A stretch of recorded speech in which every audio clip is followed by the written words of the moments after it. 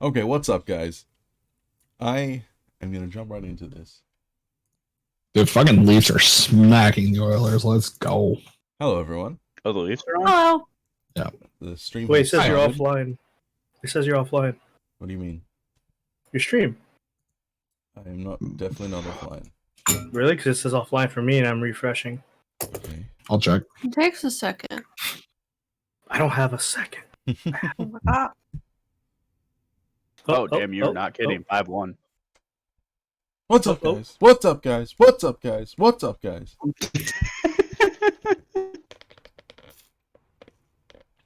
Lit.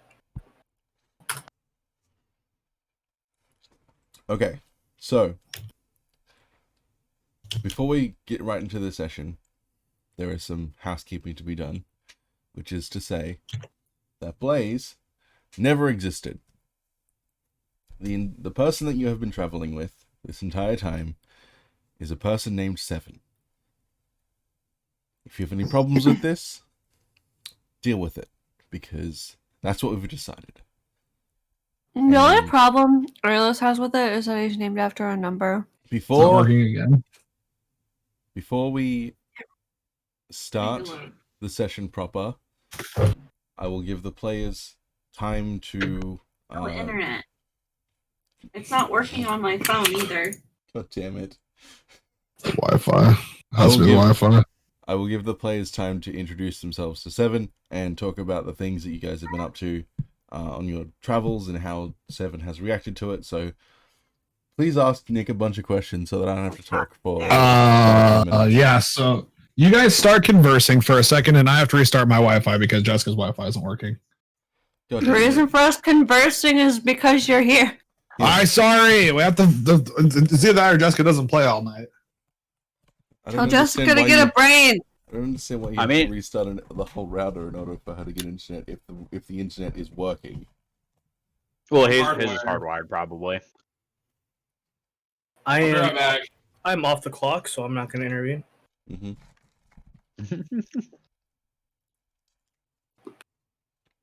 Wait, off the clock for what? IT. Oh, okay. That's what he does for a living. Uh-uh. Okay, so do you guys have any questions for me? Even though I'd like to You go ahead and eat. So, guys, go we were ahead and just eat. in a cave, right? We were in a Right. cave. We just killed the big giant man who was infected, and we found some stuff.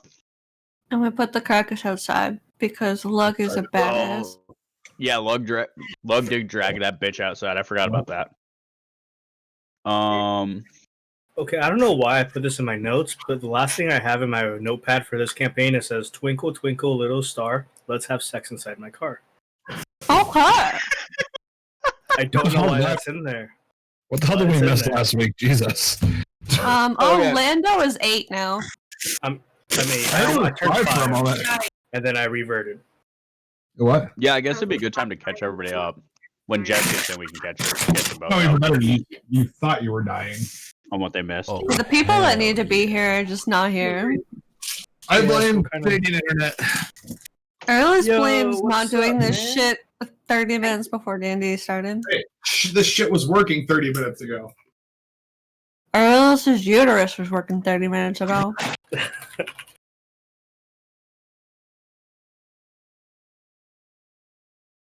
Thanks for the Um, follow. You're welcome. Oh, fuck you. Okay. What can I say except you're welcome? So spicy. It says flaming hot. Why is it so spicy? It's flaming hot. Why is it, well, the package does say flaming hot Cheetos. Oh my gosh. Just don't touch your eyeballs. Oh, The flaming hot Doritos. Yeah, wine isn't supposed to be paired with flaming hot Doritos. I mean, if it's a red Actually, wine, it you might could, be. you could do Yeah. pepper jack cheese. That's kind of spicy. What is it? A I mean, Moscato? if it's a dry red. It's a Riesling. Oh, no. You need a dry red to pair with spicy. You don't even make it spicy. Are you in the chat yet? What? I'm trying. My Good internet lord. is really, really slow. And her best is usually not up to par like with honor. Yeah, you're a wine connoisseur. I mean, there's nothing wrong with the Riesling. It just doesn't pair with or Doritos or whatever. I think it was Flaming Hot Cheetos. I think she said. Doesn't wine usually go good with cheese, or is that grapes? Yes, cheese. Well, oh my god, wine and cheese parties. It depends on what wine and what cheese, because each wine has a different cheese and each cheese is a different wine. Okay, what about with like That's why I said- Chardonnay? All right, it's doing the same thing. where it's Chardonnay. like- You want a mild? Oh god, I'm not very good on my cheese. Okay, You okay, like Chad. So where it says your Wi-Fi, fucking right laptop. click it, and then press troubleshoot problems, Give me I'm your listening. and then do the thing it tells you to do.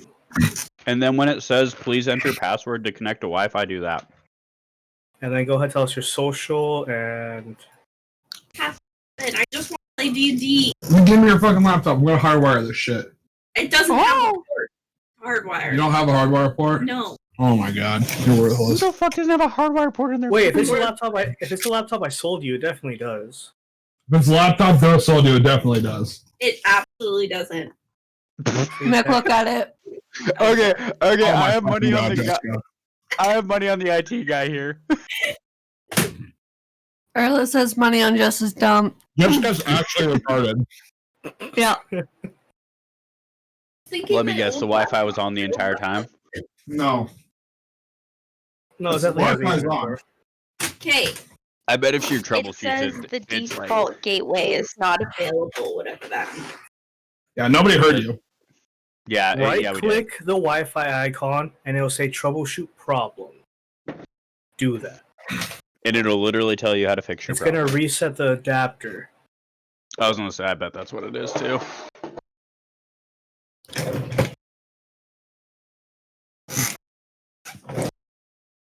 Oh fuck, that's too big. That's what she said. She said, Oh, "Jinx." It doesn't go down. I guess we'll just like. What? My orange is too big for my glass. Oh, just push it down on the rim so it slices it. No, we're good. I'll just pour. I'm just pouring the whiskey down on the orange, and the orange still sits at the bottom. So All right. Is this really bad to think of? So my mom got the vaccine today, right? I'm hoping she feels very ill tomorrow morning, so I could call in and not have to go to work. Just fucking plug that in. Why does that work How- like that? yeah, how does that Yeah, work? because Because then I get paid to not work and not use vacation because of the vaccine. Meant more like how do you get out of work? Oh, because then I can tell my boss, "Hey, my mom's not feeling well," and he'd be like, "All right, I'll see you Monday." Can't you just say that whenever the fuck you feel like anyway? But then I'd feel bad because my mom's not actually sick. Haven't we had people that multiple people that have literally been caught doing absolutely nothing over the past 6 months? Yep. I wouldn't feel bad. Yeah, but you don't want to wish that bad juju on your mom. Like that. Yeah. That'd be fucked, man. That's true. That's true too. That's a I'm Although- here. Hey. welcome. okay. Now we can talk about the session, right? That magic Ethernet port that Look didn't for- exist suddenly decided to exist, so we're good. Does somebody Oh, want to shit. recap for Koi since Koi's eating? I could have sworn I put it in general chat, like a good summary. Let's see. Okay, Ooh. Jess, Nick, you both here and listening? Yeah. So at the start of last session, we were in the town of Sparkwatch with the Yep. village elder, and then Lug took us up the mountain to start off the episode.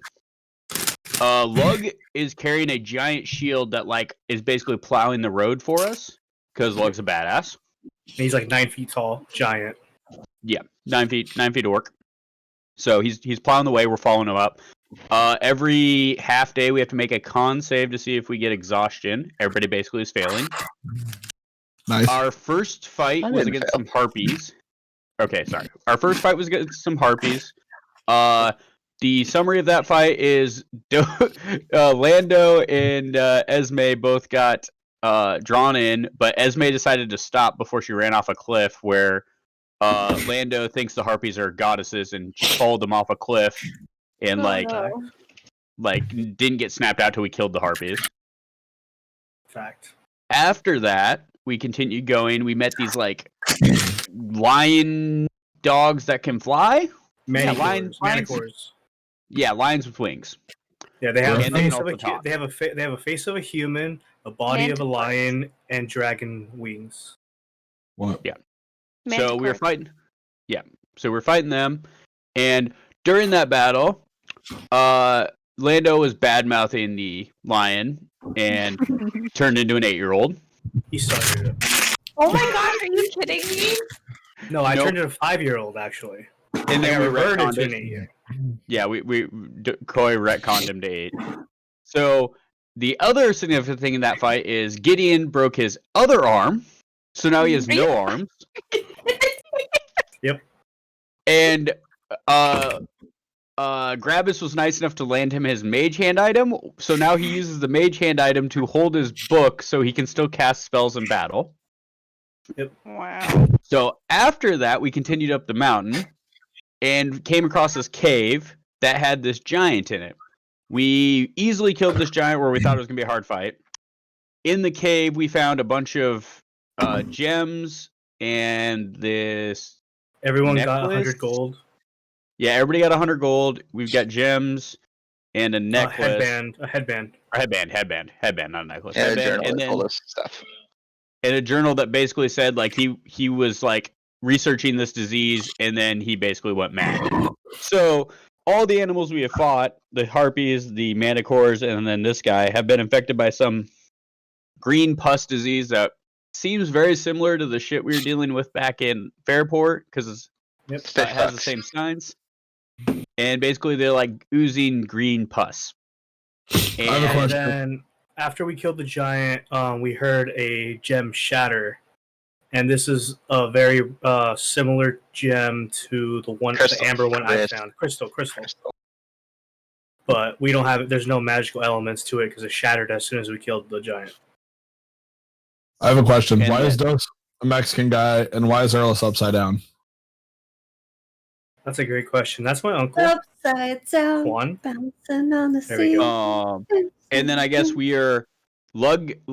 I think Esme might have asked Lug to take the body out, so he threw the giant outside the cave, and now we went. I think we're sitting around the campfire, about to go to bed in the cave, and now you can introduce yourself, or we can start. Okay.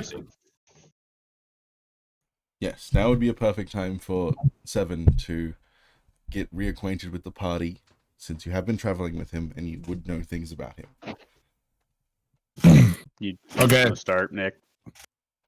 Yeah, so Sven would sort of like emerge from his tent and so like start rubbing his shoulders like, oh jeez, it's freaking cold up here, guys. Oh my god. And start like he'd take a seat by the fire and just sort of like poke around it and be like, any of you guys fancy a fire? Tonight is freaking cold out today.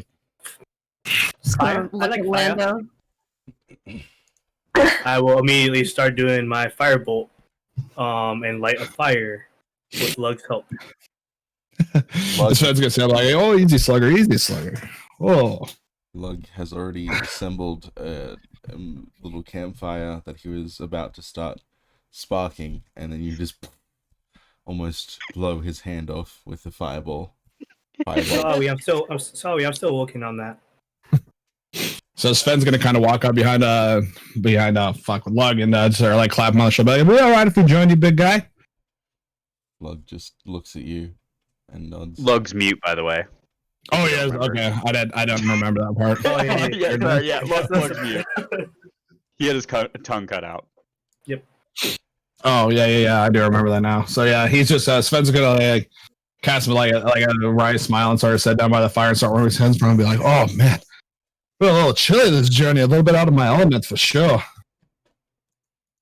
Oh yes, Sven. Where were you from again? It was nowhere near the harsh north, was it? Oh Jesus, let me figure out how the fuck to pronounce this again. God damn it. Very low. Oh wait, am I Kaylor? on roll 20? Kaylor? Yes. Yeah, you are, Jess. Yes. I was like, why I does was gonna this say, look Jess, like you're not big here. screen? Okay, where am I supposed to be going? Zen and the I'm not on Chosen the right Pain roll. Boys. 20. This. I don't have Oh that. my god. Oh my gosh, never reported a character. Oh my god. Well, we had her you know, last it's week. ported. No, it's we did ported. it. Earls did it. It's Oh, in the yeah, we had announcements it last channel, week. Jess. Just go look in the announcements channel. Okay. God damn it, Jess. To Too be fucking. fair, she was To be fair. dying. So I was dying last week. Okay, is Sorry. anybody starting to think that this was just a really long con ruse she's trying to pull? Right? I already confronted her and told her that this is all because she was just doing it. She was just pretending to be sick so that I could import her character for her. Oh yeah. I'd like to see an ER bill. There's no I don't bills. get That's free bills. here. They're in Canada, yeah. Where's your I have- bracelet, huh? Convenient. I threw it out. Uh-huh. I'm sure. Okay. Mm-hmm. I did. I had two. And you just conveniently have no hospital pics, huh? Not even a selfie. In the middle of a panic attack. I didn't think about taking pictures and selfies to Hold on me in one the sec. hospital. You guys being in the same Yeah, room is painful to my ears. Oh. Nick needs a muter. It's No, his no, mic. she can get picked up across the room with that mic. So I think we It's a should Yeti. mute Jess and just have her talk, and the Yeti's gonna pick it up. Well- All in Nick favor? just disconnects his Yeti and uses his headset. Yeah, I think that's better. Because I mean, it's not like we need perfect clarity like his streaming. Yeah, I think that Nick should do that. Okay. He's giving Timber meds. That's fine. Just both of you use your headset mics. Problem solved. Okay. Oh, also, I love how we're gonna introduce Nick's character. I set him up perfectly for the first And then he question. He's like, leaves. "Shoot, I need to find. I need to go look at my backstory, guys, that I wrote like 20 minutes ago." To be fair, it's a pretty comprehensive backstory.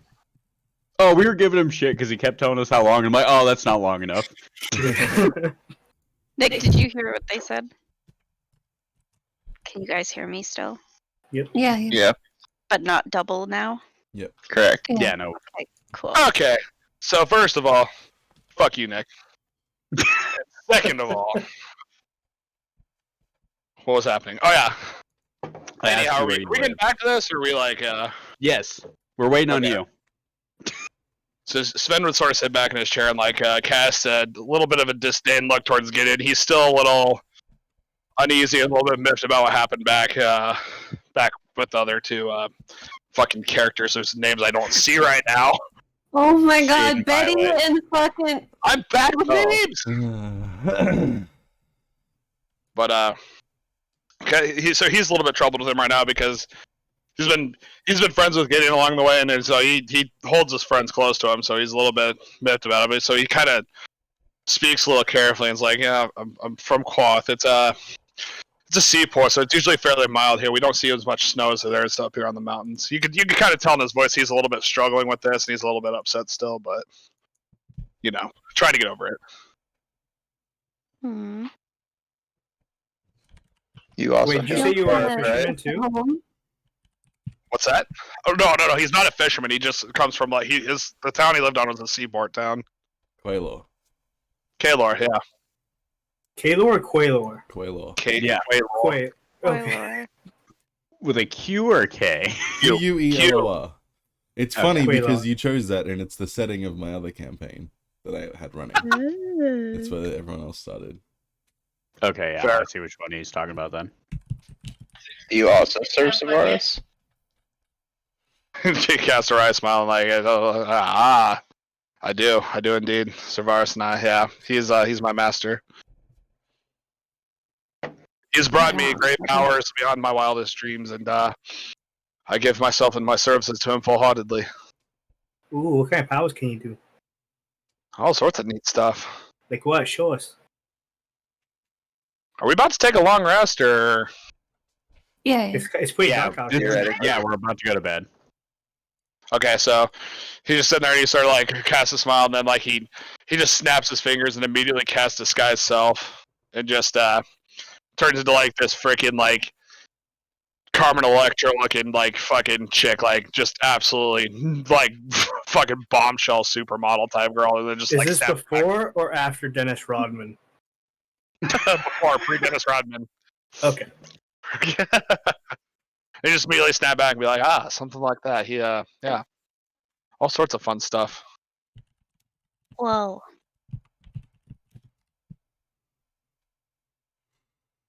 And Savas has given me many different tools that I can use to help create opportunities for myself along my journey. How do you feel about the Valorants?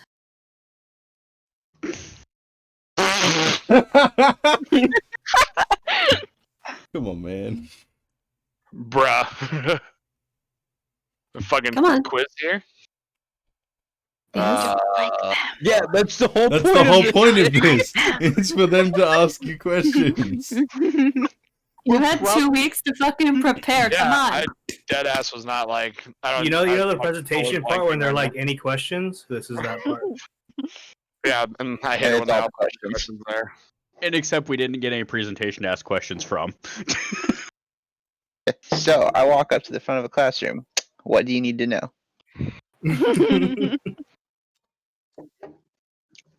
Yeah, I'm like way rusty here. I'm not even fucking remembering who the Valorants are right now. You're like Actually, fucking- Travis, you spent like 3 or 4 sessions in a town full of them. Oh, those evil guys that chased me on a horse and shit. Yeah, I The forgot ones, about that. the ones who were going to execute the other 2 Nightwalkers. Mhm. You know your friends. You should be miffed about that. All right, I just made this fucking character death. Everybody just calm the NL fuckerino down. The Valorants. He'd just spit on the ground and be like, fucking despise them. Sick bastards. Oh, so you agree that Woes and White Guy needed to die, right? No. Don't answer that for him. My young How do friend. you feel about Lando's murders?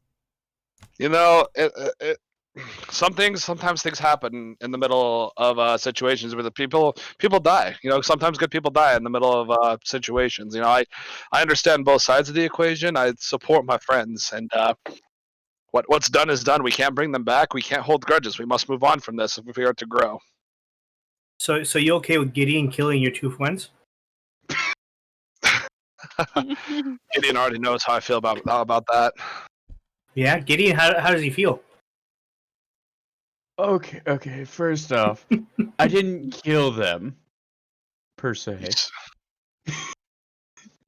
Gideon, we were fine. I killed the gods with Zappy Zap. Then you gave them up. I'm not the perfect man. I'm working on it. I know it's kind of don't really stand behind my own principles in this one, but you have to understand it's a little bit of a conflicting in my head. I'm learning to forgive. I'm upset, deeply upset, but I'm ready to move on. I'm trying to accept and move on from this. Fair enough. Giddy just kind of holds up his hand. I think I'll remember it for a while. Why are you holding up your hand, Gideon? Oh fuck! God damn it! His mage hand. His mage hand is also missing a finger. Oh my god! Fuck! God damn it! I forgot. He took his punishment nobly, and it's a price he'll remember for the rest of his life. Therefore, in turn, I think justice has been served by him. He took it like a man. He fessed up, and he knew he messed up, and I think he did what he thought was best in that situation. It clearly didn't turn out that way, but I believe he acted out of kindness. Yeah. What was your first opinion of Lando, like when you first met him? Lando was an interesting young man. I kind of understood where he was coming from, being an outsider and at the Tabaxi. It's an interesting situation. The young lad is kind of the more he ages down, he gets more entertaining to me. You know what I mean? He's an interesting little guy. He's a wild card in the party, and I respect that. I mean, we need a little bit of stuff to keep on our toes, and I know that he's a little bit unpredictable, and I like that. I like that in a group mate. Oh, what I race think are we you? have enough things to keep us on our toes. Oh, we do, but to harness that much power once he would kind of like hold his hand up in a ball and like try to, it can be difficult, especially at a young age as he's been regressed to. It's he's going through a lot right now. What Very race concerning. is 7? Wait, what? What'd you say?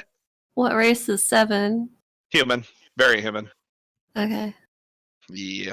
Yeah, you What's pronounce his, it Sven, but it's spelt 7. Sven. So There's an E, like it's like 7, like it's like Sven, like 7, like Sven. so it's 7. So 7 without the E at the end. Sure, yeah, I'm just gonna call you 7. that's fine. Okay, out of character. Did you get the name from what's it called? His GTA reindeer. 5? Oh, I was thinking the the what? GTA 5 RP with Soda Pop, where he has Sven. I deadass forgot about that. Honestly, I was like gonna halfway say- thinking of Frozen's guy, and then I was like, I don't know. I don't know. It made sense to me for some reason. Okay. I'm bad with names. I don't know what the fuck I'm doing. I like Okay. the name. I was curious. Any other Yeah, I like questions? the you A lot, have yes. for- Okay. I have a Um, question for Gravis actually. What's that? What is your How about you talking what's character? with your How obsession? about you talking character, Isla? I am. I Hard am to tell talking without in a voice. character. Okay. Well, doesn't sound like it. What's your obsession with gems? What do you mean? What's my obsession with gems? Like what about them? Like you get very, very excited, more so than most people I see. Like I understand they're shiny and valuable, but you get like a certain level of excitement that I don't normally see. The word you're looking for is We're aroused. making a collection for the world. And I've told you this Collection for the world? before. I don't think you told me that before. He's definitely I don't said recall. he's making a collection. Okay. Like just for yourself? Well, I mean, I'm not giving them away if that's what you mean. Okay, I see. Alright. That's all I Okay. got. I guess, is there anything else we should know about you, Nick? What's your obsession with your god? My God gave me my powers. But all of you guys would have been dead. Well, which god are we talking about? Your former what? Your former god or your new god? Janala. Well, I mean, Savara. You cut out. Yeah, you cut Yeah, out. you Oh, cut it out was- horribly. Oh, sorry. I said Savaris has helped quite a bit with our party, but Janala was the start of all of it for me. But didn't you condemn that god? Yeah, for the sake of you guys. I didn't want to. Ah, that's what it was. Isla, as you're talking, Hmm. you feel a sickly absence in your stomach. Oh, I know. She's been feeling it for a while. So to answer your question, Nick, before I forget, the only mannerisms you'd pick up on Sven is he's not very big on being touched, and he always wears a leather glove that goes up to his shoulder on his right hand. He doesn't like to be touched. No. I'll go, what's under that? Point at the glove.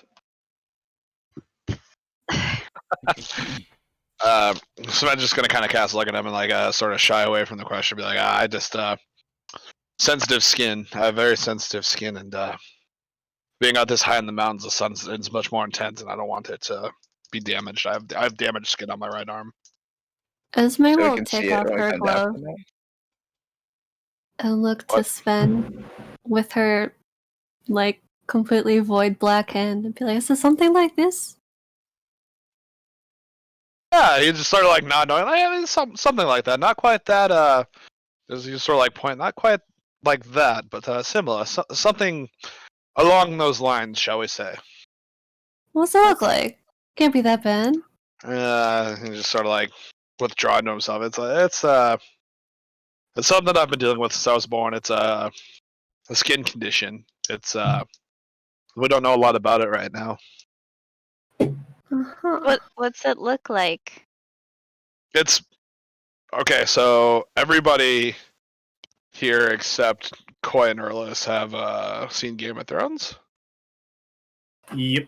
Yeah. It's basically similar to it's similar thing to grayscale. It's not exactly like it, Mhm. but it's like just a skin deteriorating disease that like spreads over time. Does it spread if we touch you? That doesn't appear to be so. When I was a young child, my parents handled me often, like, and they touched my hands and such, and it didn't seem to appear to spread to them. So I don't think it's contagious, but we don't know a lot about it. I went to several different sayers and apothecaries and doctors, and I've traveled far and wide, and nobody really seems to know exactly what it is. I just have to trust in Savaris at this point. I think he can help me. Did he Well, stop the spread? maybe. As long as I bid to his will, he says he can heal me. Hmm. And I He trust him. seems to promise a lot of things, doesn't he? Savaris works in mysterious ways. We must trust what he says. You're right, brother. You're right. Holds up a fist of solidarity. Like, I feel like this is kind of like MJ right now. MJ? Michael Jackson with his fucking glove holding your hand up bullshit. Oh, it's just like Black Power-ish. Like he's supposed to say, like, yeah, preach. Wow. What's Sven's opinion of Gideon? He has a troubled relationship with him right now, based on the fact that he got those two killed, and Sven holds people very close to him, like his group mates and stuff. Like he trusts and is very loyal to those close to him, and he doesn't. It's hard for him to let people in, so it's hard for him to cut people out at the same time. He's troubled because he thinks that Gideon betrayed their cause, but he doesn't think they did it intentionally. It's something he's struggling with right now. Are you a bard? Am I a bard? No, I'm a warlock. What's your opinion on Isla? Hyla. Hello, will wave. Charming young lass, isn't she? She very strong for her age. I respect what she did. I feel bad that she had to abandon her god's morals and such, but I'm glad that she's seeking the ways of Savaris right now. I think that Savaris could do much more to her than her other god could ever have done, but I respect her for standing up for what she believes in, and she's a very powerful speaker in the group, which I respect. You got a lot of respect there, buddy. I have a lot of respect for everybody in this group. I think it's just a fine group of individuals that work well together. I think if we all work together, we can accomplish our goals and take on the world together. Oh, we're heading towards taking on something, all right. As you're all sitting around talking, you hear, you see that outside the sun has completely set, the moon is high in the sky, snow is gently falling, and you hear the sounds of monstrous screams echoing from up the mountain. Oh, that's comforting. Oh, Can I roll a perception check to see if they sound like the harpies or any of the creatures we've encountered so far? Or the manticores? Yeah. Fuck no. It's definitely Gideon's still screaming. fucking too cold. It's definitely screaming. Lander's gonna stretch and be like, Was it human sounding? go ahead and make a roll, right? Yeah, roll me a perception check. And she's like, I'll oh, also roll it's perception. bedtime for me. I catch you guys in the morning. I'm tired. Long day. Lando lulls himself to sleep with the sound of Lando. screams. Yeah. Grabus, difficult to discern exactly what kind of screams these are. Ben, as you're listening out, you hear it's just general screams, like predatory screams, like something hunting its prey, except there's dozens and dozens of them. Like animalistic almost, or Yeah, and they're also quite distant. You can hear the echoes through the mountains. It's not like it's just up a ways. It sounds like it's far up. Sven would turn to God, Lug, and he'd be like, "Lug, you've traversed these mountains several times before, haven't you?" Lug nods. Still mute. He'd, no, I know, but he could nod. Like he's not retarded. Just can't talk. Correct. So he would Sven would point up to the mountain some more. Do you think that those those creatures up there, do they typically do you think we're safe where we are? Lug nods. Ah, wonderful. He'd Sven turn back to the party and be like, Lug "A good friend then Luck here." points to his eyes and then points out the mouth of the cave. Okay. And Sven would nod and be like, "A good friend Luck here seems to think that this is a safe spot to retreat for the evening. He said that he will take watch, I believe, while we sleep." Lug frowns. What do you point out? I don't point to- Damn. Can he? I don't understand what he's getting at. Lug just picks up his club and walks over to the mouth of the cave. Oh, Lug, don't be like that, man. You take the first watch, I'll take the second one, mate. How about that? Thumbs up. Right. I suggest we get some good sleep in. We've got a long day tomorrow, and it's quite chilly out. So Who still has more questions? The fuck you doing? right. What's in your mind? Your opinion of Gravis? Ah, curious little lad, isn't he? I certainly respect his quick fingers and his nimbleness with collecting the gems. I can certainly appreciate another klepto when I see one. Another. Whoa. We haven't stolen any of. Actually, we haven't stolen most of these. I seem to remember a certain time that we broke into a house and you got us all caught there for the gods. Most. Hey, I respect kleptomania when I see it. Congratulations, son. There's no hate in my heart. Have you stolen anything? I've stolen several things. He was sort of like have a wry smile on his face. He picks up a stick to poke at the fire, and be like, "This is actually what got me banished from my homeland. I was caught with my possessions of many things I've stolen, and my family." Yeah. Gosh, I didn't know about that. I didn't know about that. Kleptos. I didn't know about that about you, Gravis. That's very interesting. We need to chat more often. And yeah, I retreated home one night, and my mother was crying. I could hear shrill shrieks from the driveway, and my father told me I had 10 minutes to collect my shit and get out. I burst into my room, and my mother was holding all sorts of chains and jewels and many other goods that I have stolen, and they kicked me out of the house. Your opinion of Esme? Ah, Esme, of course. Any sister follower of Savaris is a friend of mine. You're very. It's curious, isn't it? The way that you wield the axe or the sword and stuff. It's very interesting. I think you are very skilled, and you channel Savaris well. You fight well. I never knew how to fight before I woke up a little while ago. So I guess I just have Savaris to thank for that one. We have Savaris to thank for many things, don't we? Yeah. We have Savaris to thank for our new sister too. You sort of clap a hand on Isla's shoulder. Savaris be with you. What was Sven's reaction to everybody using their powers for the first time? Issues? Are you like asking me, or do you just want to know, or like do you want me to respond in character, or just like tell you? Oh no, these are just all things she wants to know. So he was like a little bit relieved to know that there was like others like him. Like he's obviously aware of like the group of the church, like the Night Walkers and stuff. But he thought it was very interesting seeing like Lando and Gideon.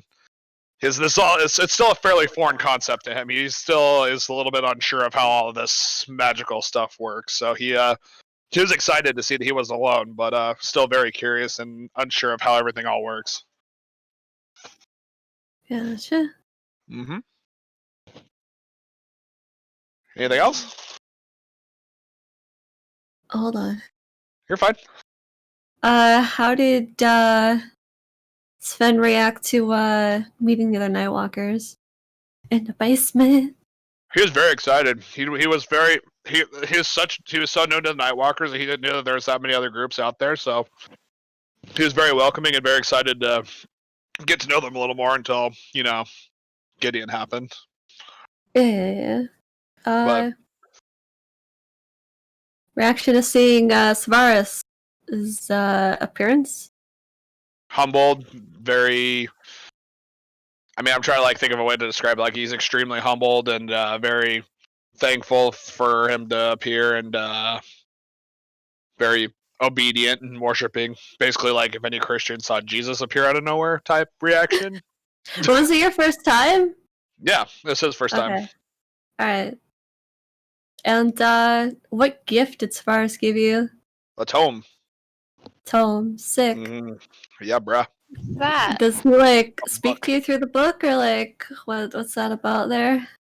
I believe so. Nope. Unless I'm not quite. No. Nope. How does he speak through?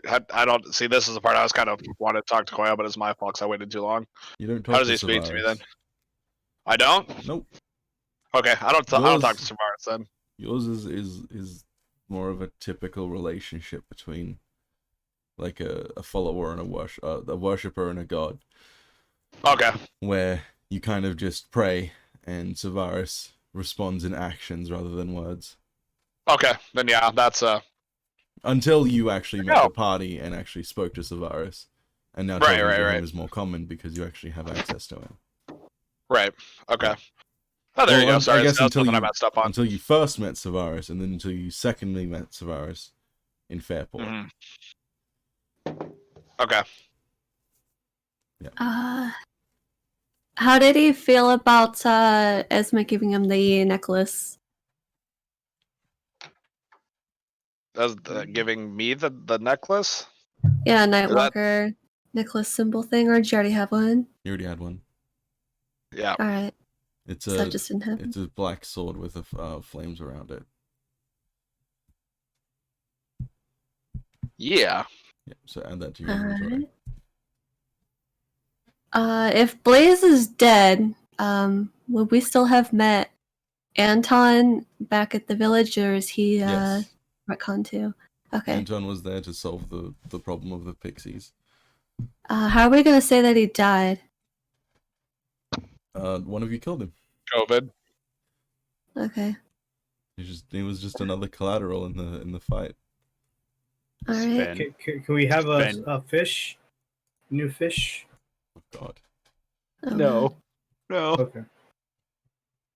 Sven's opinions of Riker and Rose. It's unfortunate they died. He appreciates their help along the road, and he enjoyed their company, but he's kind of moved on. Honestly, he's like, yeah, they're dead. That sucks. I mean, he's very matter of fact in the fact of well, shit's gonna happen when in the acts of war, shit's gonna happen. Fuck. Lando murders 2 people. And Sven doesn't give a fuck. Gideon gets 2 people murdered. Doesn't even kill them. Oh, you kind of sold him out, my guy. I mean, yeah. Okay. Any more questions? Yes. Okay. Sven's experience with the pirate episode. Did he enjoy it, or? It was fun. He enjoys adventures and stuff with his friends. He was kind of you bring a kid to a fucking playground and let him fucking play. He just kind of goes with the flow, man. He's happy to be partying around and adventuring with everybody, and his friends all made it through. We got some neat shit, met some cool people. We're good to go, man. It's just like a team building activity. Perfect. He's like, hell yeah. Oh, what does he think of Mikey? He feels bad because he feels like Mikey has a very misconstrued understanding of the situation. He understands why he doesn't like him, but he kind of wishes they could become closer friends. He wants to reach out and become better friends with Mikey. He's sad Okay. that Mikey is traveling with them and doesn't like them. He feels like Mikey would feel left out.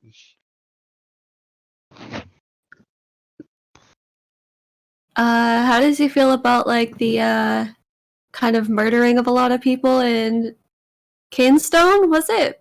Yep. And rescuing of our fellow lads and actually getting away with that shit. Like, how was that whole experience for Sven? Sven's kind of like, I mean, like I keep saying, he's, shit's gonna happen when shit happens, and I mean, like he's like, yeah, I mean, that sucks to be them, but it's better them than any of the party members, or, I mean, shit's gonna happen when shit happens, and if they can make it, great. If not, well, people gonna die. So he doesn't hold it very close. Like he doesn't feel. I mean, he feels bad about it in the sense like it sucks that it happened, but he doesn't feel guilty about it. Like, you know what I mean? Yeah, gotcha. So. Yeah. How do you feel about the kind of the war of the gods that we're helping in? He finds it very interesting. He doesn't know, like, before Savaris, he was like had no idea that any of like the supernatural entities existed, and he's just interested to get to know more. He finds the stuff very fascinating because he was brought up in a very traditional household. His father was a blacksmith, his mother was a baker. He kind of just he grew up in a very simple lifestyle. He doesn't know much about the intricate religious aspects of the world and stuff. So he's not well versed in it, but he thinks it's very interesting to learn about. All right. And Blaze's hidden persona was a drag queen. When you disguise self to other people, is that like your typical, or? Unless I'm misunderstanding disguise self, can you do it for like anything? Yeah. You can make yourself look like anything. But do you have like a typical you go to?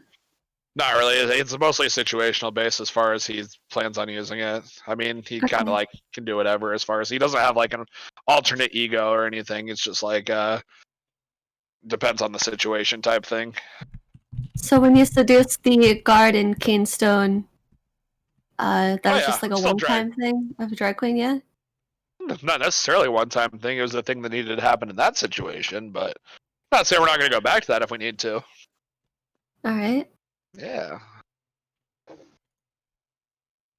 When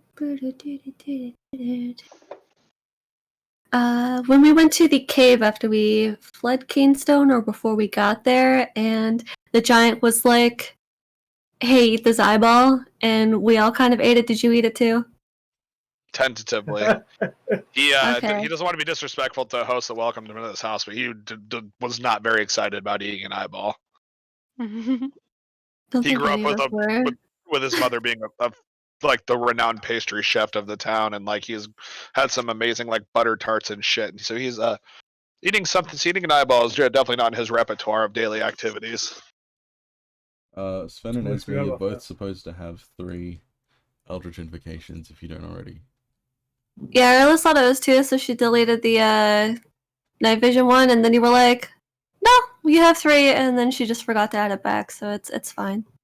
I gotta read that, so sorry. 1 sec. It's the list of things that you chose, like you chose Agonizing Blast and the other one. Oh yeah, I already did that, I think, right? Yes, yeah, I already did that. You need to choose a third one. You need to choose a third one. Is Gravis still awake? I just said it to you. Yes. Arliss is done with her questions, by the way. The headband you found, perhaps you should give it to, it's gonna gesture to Gideon. Yeah, Might help him keep his limbs more intact. He's kind of dumb. I'm trying to figure out which ones I did here. I did the Eldritch Blast one, Agonizing Blast. And you did Mask of Many Faces, so choose the third one. I linked you the list of them, Nick. I know. Gave him Gave him my hand. Now I gotta give him my headband. He's kind of a neat bitch. He's kind of a crippled bitch. Just gonna note it in her thingy, because she's gonna change it at level 6. Is there a fucking Death Note thing here? Gift of the Protectors? Oh, never mind. It needs your permission. And they have to write their thing. Never mind. Disregard. Anyway, are you giving the headband over? Begrudgingly. Okay, Oh. Gideon. Oh, thank you. And I guess like, could you just place it on my head? I'm as you can see, I'm kind of I knew that was coming. immobile. You have a mage hand, do it yourself. Like you just like throwing it on the ground in front of me then? I'll put it in your lap. Okay, after he throws it on my lap, I guess I'll use the mage hand to like attach it to my head somehow. Yep, it requires attunement, so I assume you're attuning and then going to bed. Yeah. Okay. Oh fuck! I need to add this shit. It's done. I added it. Oh, okay, perfect. It changed automatically. So. Oh my god! set Look at up. all those pretty new fucking spell DCs. Gravis, make sure to take yours off and out of your inventory.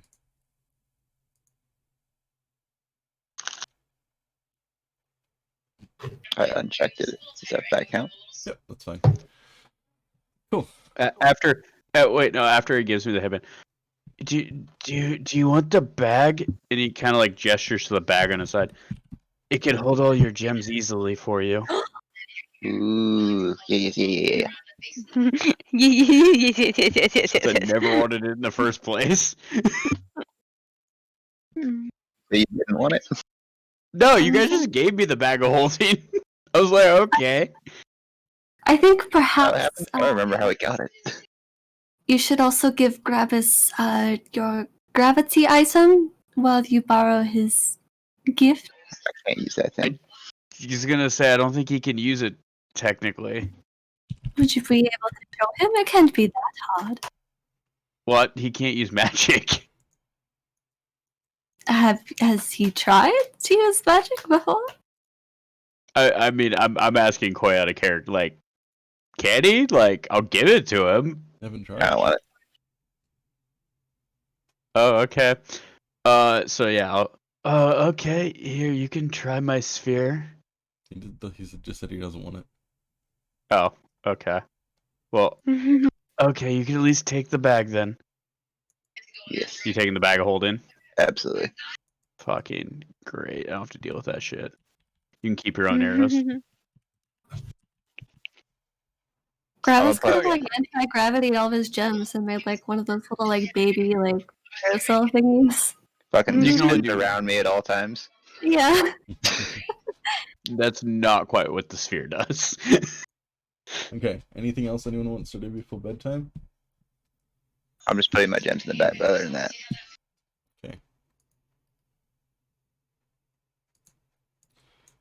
You all go to sleep to the sound of the continuing monstrous screams echoing from the mountain above. Oh god. Sven, you are kicked awake by Lug. It's a very gentle kick, and then he grabs you by the shoulders, pulls you up, places you on your feet, and then walks over to his bedroll and goes to sleep. Oh yeah, right. Oh yeah. Have a good sleep, big fella. You can Sorry, roll I'm still reading these. 1 sec. a perception check for your watch. Oh yeah. Disadvantage if you don't have dark vision. Oops, that's persuasion. That's performance. And that's perception. Disadvantage. Disadvantage. One more roll, buddy. Disadvantage. Disadvantage. There you go. Ha. Pretty good rolls. 4 good rolls. You're kind of peeking out the mouth of this cave. The snow is beginning to fall a bit harder, so it's obscuring your vision a bit. But you can see up in the distance of the upper mountain, you see winged creatures through the haze of snow. What? Other than that, your watch goes by relatively uneventfully.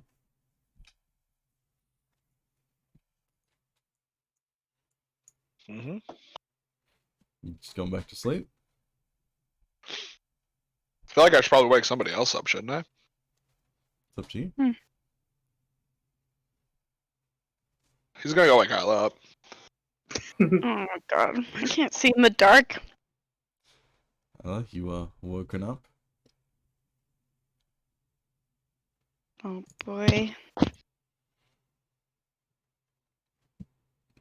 I'll go to the mouth of the cave and watch, I suppose. Okay. Hold on. Let me. Oh, yeah.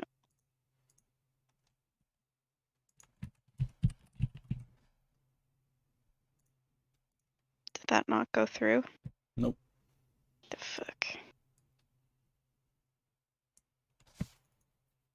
Why is it doing that? Like that. Exhaustion. Mm.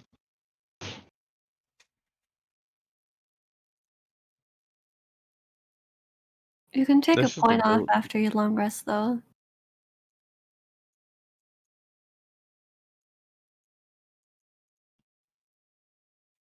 Yep. Okay. Oh, shit. Your watch goes by relatively uneventfully. It's difficult to see out, and you're very cold, which makes it difficult to focus. But you manage to persevere and go back to the warm fire. You want to sleep? Yeah, I'll wake up Grabbus, though. That's what I chose, by the way, Koi. For what? Alright, wake me up. Your turn for watch. Yeah, fine.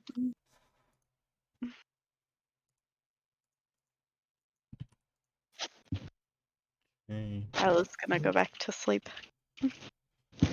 Sweet. I'm ready.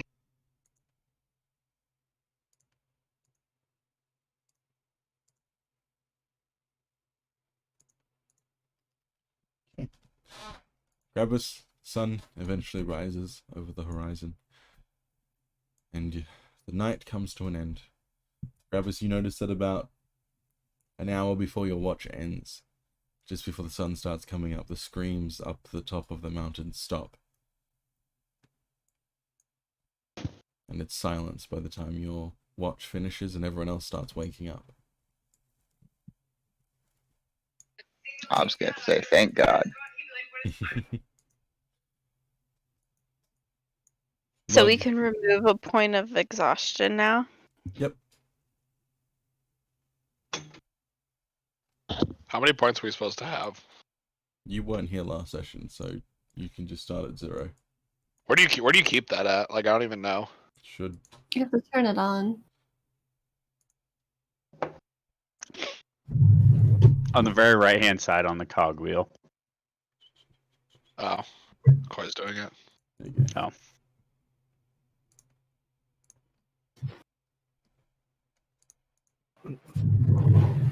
Cool. Lug spends about 30 minutes eating some rations in the morning before picking up his shield, or his bracket, metal bracket, and making his way to the mouth of the cave once more. You will follow I'm him? a follow Lug. Yeah. Yep. Okay. You have some food and water, which Isla would have created for you, for breakfast, and make your way off. Nice. This is day 2 of our journey, right? Or day 3? Day 3. Day 3. You follow Lug up the mountain once more. He's pushing the snow ahead of you to the side, creating a path. The mountain becomes steeper and steeper as you continue climbing up further and further.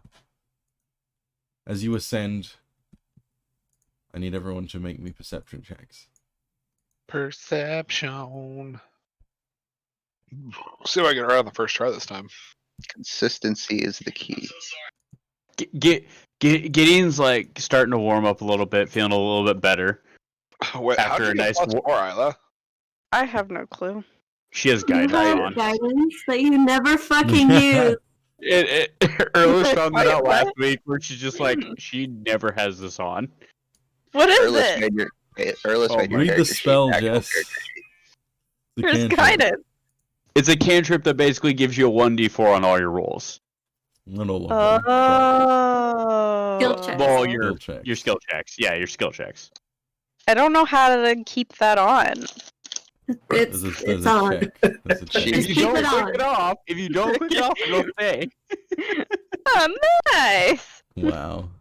1 year later. Gorillas. Wait, so she took a cantrip and has literally never used it or read it. Correct. Yep. And No, it's like the most Read it, but I useful didn't cantrip know. ever. I didn't know that you can keep it on and it just exists forever. Well, I as thought you long had as to you're use able it to- like. as long as you're able to cast, you can use it. So unless like it's a check while like you're asleep or something, but then like you can still roll it, but it just won't count. Or you like don't have use of either arm. Thanks, Erlis. You're welcome. Wow.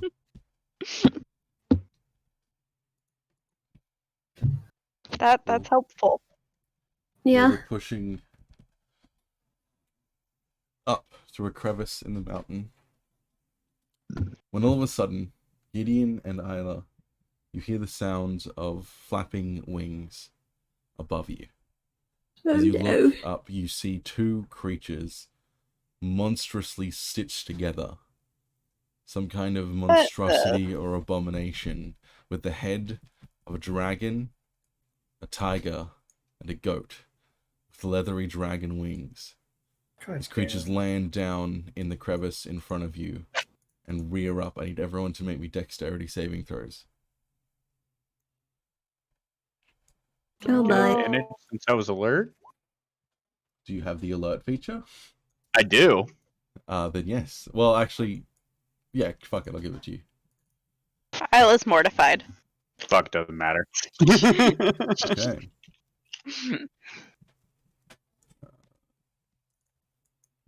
Mm, Here. Oh, real quick, while Chloe's doing this, what does Sven think of the freak races?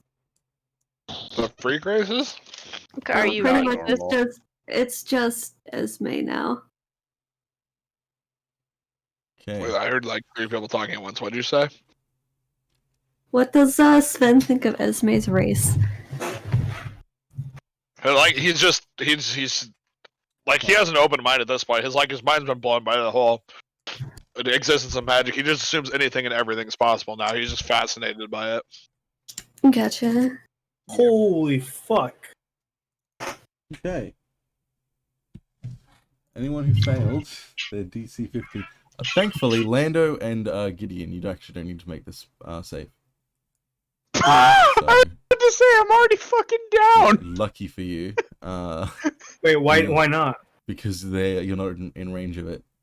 These Oh, both these beautiful. creatures land down and their dragon heads rear up, breathing hot flames across the ice, melting the snow beneath your feet as it berates all of your bodies.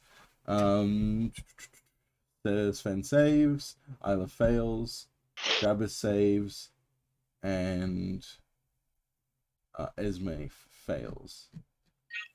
Was that from 2 of them, or did you just Uh, hit it twice? What? No, it's you're being basically buffeted by 2 attacks from different angles. You're taking if you fail, you take the 37. If you succeed, you take half. I'm down. That's all you need to know. Esme's 37 on each, or No, 37 for 1 attack. If it was 2 attacks, I would have rolled twice and You given did. you damage value. you did? That's No, why the, I'm the second asking. the second one has the actual damage value. Oh, I see. That's Okay, tough. I need to roll for luck. So I'm gonna use my uncanny dodge too, because that hurt. I don't like it. Let's have 37. 19. What's 35 minus 19? 18 actually. I thought you round up for a half. Yeah, round up. For, Nope. You Oh, always round down. 18. Always. oh, okay. So, 18. Lug. Big succeeds. 18. Okay. Both Isla and Esme are unconscious. And I need everyone to roll me initiative. Our healer's down. I also We forgot fucked. to do Spotify because I'm a dum dum and I was. I would like I to was use Tides Tides of telling Erlis about how Chaos. much of a dum dum you were earlier, and she didn't believe me. I'm using Tides of Chaos on my initiative. Do you want me to just kill you, Jess? So that you don't have to play in this campaign anymore since I'm such a dum dum? No. Wow. Fuck I you. mean, you might have. It's yet to be seen. Do Erlis and Jess need to roll? Yes, Yeah. everyone needs to roll for initiative. Oh, It's initiative, my guy. Just because they be down doesn't mean they be out. Okay. Hell yeah. Inspiration. That's new Sven energy. Everybody's wins. Okay. Lando, did you use Tides of Chaos on your initiative roll? Yes, I did. And you use Tides of Chaos on an initiative roll? Nope. Then why did you do it? Because I read it after. I was like, oh. Okay. It's called a Did power you, move, did you I change believe. it to 6.2? Oh, it doesn't matter. I mean, You're lost it doesn't anyway. matter. I'm It last doesn't matter. You're regardless. lost anyway. Gravis, you're up. Yeah. Rocco like that. Yeah, we're gonna shoot in. No.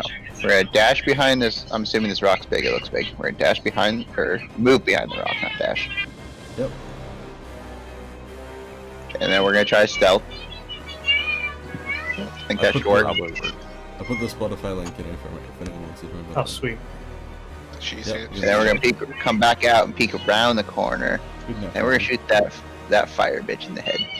Which one? The one closest to me. But I'm shooting at the dragon. 'Cause fuck him. That's what I'm guessing. Okay. And then we're gonna use the lucky roll to re-roll that hit, because I don't think it's gonna hit. Okay, I forgot to add log into the initiative order, so you would have been without your MVP. Where's Mikey at right now? Do we know? Mikey can be here if you want. He's traveling with you. Yes. Yeah. it'd probably be for the best. We might Is he need him. not interested in fighting, or where are we at here? Oh, he would have been forefront, so. Yikes. Roll it. No, he'll fight with you. He fought with us yesterday or last week. Correct. Oh, what a guy. Dex save. Okay, he succeeds, so he only takes 18. Cool. So you lucky on the 10 to get a 19? Yep, 19 for 17 Mhm. damage. I'll take the 17, yep. Damage. Big 17. Is that your turn? As you No, run because behind we're the gonna rock, duck out. back behind the rock. Yep, okay. Cool.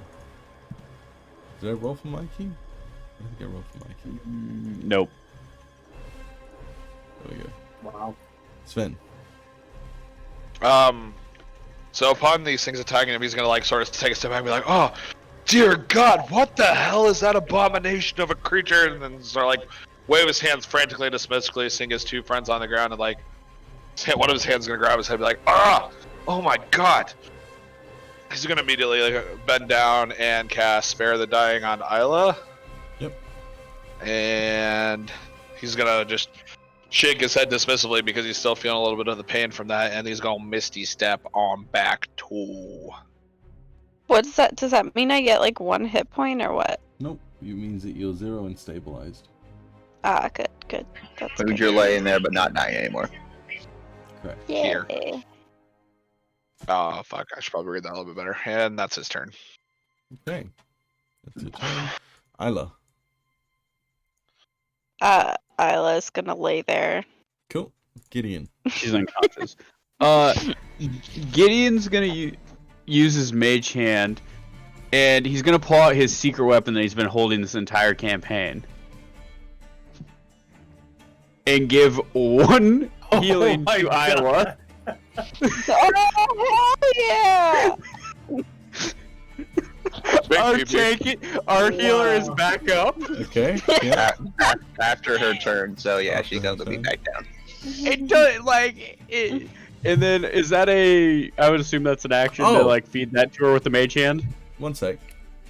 Isla Oh. and Emily, please roll me I knew it. Constitution saving throws. The DC I to beat knew is it. 18 Oh no.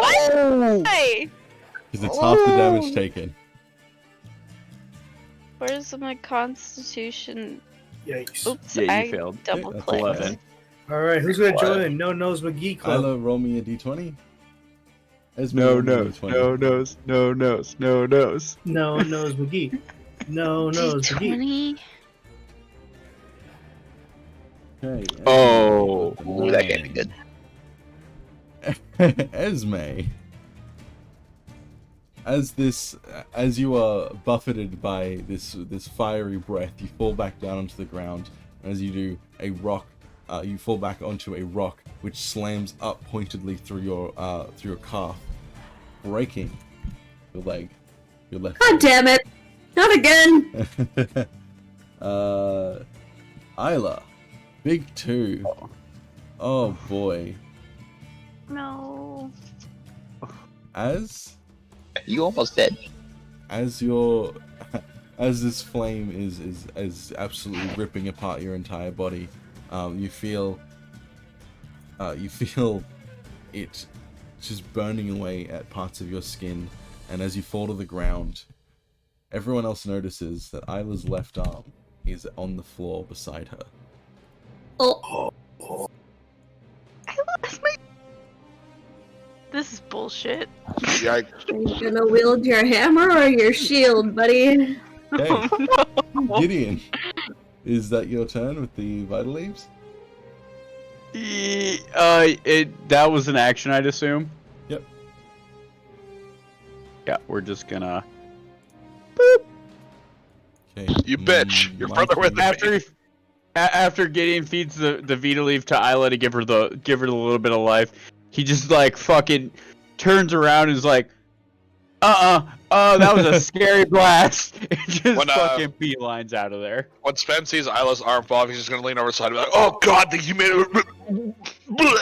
Just fucking yarf in the snow a little bit. Like, oh dear God. Mikey's gonna run over. Yo, get it pretending together, that none of man. This is happening, and as you guys see, as he's running over, 4 astral blue arms curl around his form, fists balled, and as he stops behind the creature, he makes 4 strikes. Oh, sorry, that was. I'll take the 9. Also, One of them hits. I'm pretty sure. Gideon runs straight through the vomit on his way past. Excuse me? Did you just say none of them hit and he rolled a 19? One of them hit. Okay, that makes me feel much better. Big 10 damage on Mikey. Cool. Lug is going to move to be flanking with Mikey. And make a club attack. And then an unarmed, 2 unarmed strikes. Fucking Lug, let's go. Look. He's gonna My stunning boy. strike. Well, all those hits. Let me do the damage first. Okay. 29. Rather just do it individually. There we go. And then he's going to attempt to stunning strike 2 of the attacks. Actually, he's going to take a little bit of time, so... 1 save. Big con. Small con. Pretty sure that doesn't beat his DC. Oh, thank God.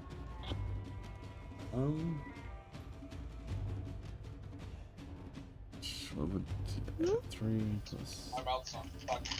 I don't know what the DC to beat is, but I'm going to say that 12 doesn't beat it, and it's stunned until the end of Lug's next turn. That's big. It's very big, guys. Cool. Okay. Yeah. This creature is going to...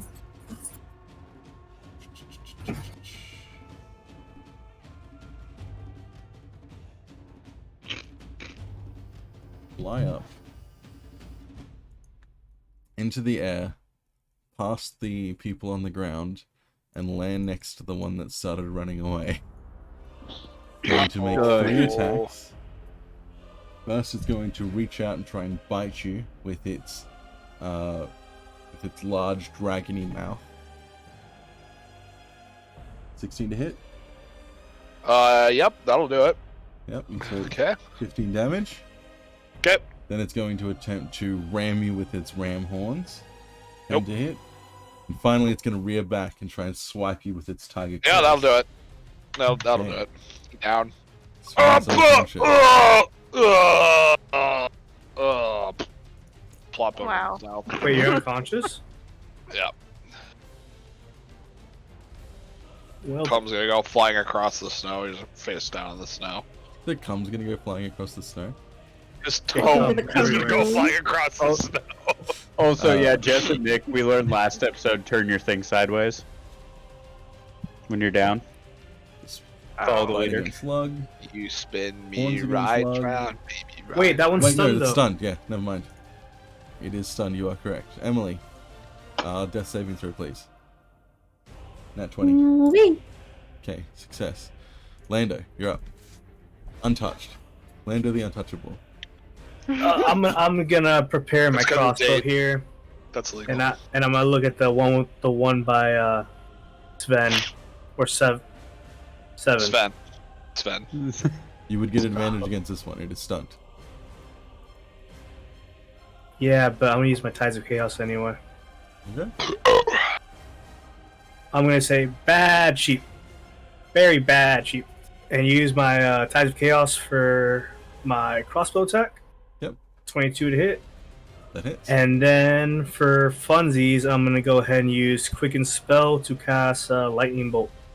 Okay. Bada bing, bada boom. On the same one. Go this way. Boom. It fails. Ooh. Takes a full 35 damage. And then time for Wild Magic. Yep, now wild magic. Year 2. I go a long beard made of feathers. Oh my god, you fucking feather beards. Grabus. We gonna try to be sneaky again. And we're obviously going for that back one because the other one can see me. Yep. Then we're I mean, you gonna get pop out. advantage. Yeah, you get advantage anyway. So this is gonna crit. Sorry, this is gonna sneak attack because it's stunned and someone's engaging it. So It's from garbage ass 3d6 rolls. that definitely hits though. It is looking bloodied. And then we're going to go over here. Yeah, over. Oh, no wait. Over here. That's like a slanted slope. Oh, Puppy. sure. Okay. Death saving throw from Sven, please. His down thing, unconscious roll. Yep. Oh right, yeah. Roll me in Constitution. Shut the saving fuck throw. up! You have to be a Gideon, D6. Gideon, you get inspiration. Yes. Ooh. Wait, I have to beat a D6? You have to beat a D6. Come on. What do you mean a D6? Yeah! Let's go! Because 12 took him down, didn't A it? DC6. No, it's, Yeah, it's, DC. It's half the damage taken or 10, whichever is higher. Oh. So it's a bit of 10. Roll me Hey, a roll D20, it. please. It's just gonna fucking cough up low blood. No, D20, nose, please. McGee. 16. No, nose, McGee. Okay, Sven. You feel as this creature swipes its claws across your face, blood starts seeping down and a minor Oh. scar is created. I want that. For that. I just got here. I don't know how to Technically, make you the- haven't. Isla, you're up 1 HP. Do I do that? What are these I red was things? gonna Yeah. channel divinity. Okay, that's what I like to hear. You hear a voice Does in red- your head. You don't have to do this, you know. Yeah, I do. You feel yourself, that hole inside you growing larger and larger. Wow, way to rub it in, Clay. Yeah. Well, you chose to do it. Roll the damage. How do I type this in again? We'll read it, Roll. and then as Isla's body becomes wreathed in shadows, those shadows, the tendrils fly up into the air, circling around in the sky above, darkening the area around you, before shadowy tendrils reach out and sink into the bodies of these two monstrosities. You hear them retch out in pain as they scream, and that same shadowy energy then channels towards all of you who have been injured. Oh. I do slash roll, right? And then space, and then whatever the value is. Yep. So everyone 33. who's been injured regains 33 HP. Hell yeah! What's up, white It's just people? up the max, right? My Or up relief to came in your- clutch. What do these red things mean? And- Means you've been injured. Okay. Hurt in a car, call William Matar. That's it. Yeah, and then I guess she'll. I'm a strong Sure. boy. Oh. You gonna pick up your arm? Does that mean anything, or you being a goofball? Goofball. Okay. I don't think Ella hasn't noticed her arm yet. He's fucking. Oh, wait. I have the perfect get like the We Were Soldiers. You guys seen We Were Soldiers when the guys walk around the beach with his fucking arm? Just Oh, like God. using his shit. Yeah, this one's looking Um, very fucked. Neat. Neato burrito. Yeah, okay, I guess that's my turn. Okay. Well, now that she goes to stand up and she tries to use her arm to pick herself up, like, she realizes that it's not there, Mhm. and she's kind of, like, looking around, like, what the fuck just happened? Like, where's my arm? And she's, like, kind of freaking out a little bit. She's, like, looking for her arm. As you're looking around for your arm, you see the wound that was created, that had been bleeding profusely. There's blood all around the snow in front of you. You see that the wound is now being wreathed in shadows. And it's no longer bleeding. Oh. Oh, you're right. I found it.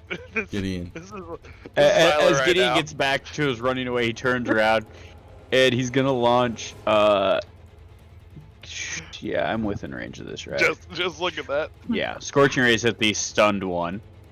That looks Advantage that looks because it's surrounded. Okay. Yep, on the last one, Yep. you do That's Silo right now. literally just enough damage to put it down, as two Scorching Rays slam into the lion head and the goat head respectively, the third one being absorbed by the dragon head.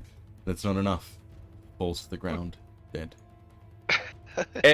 And then yeah, Gideon's just gonna run and like after he turns around, he's just gonna be like, oh thank God it dropped.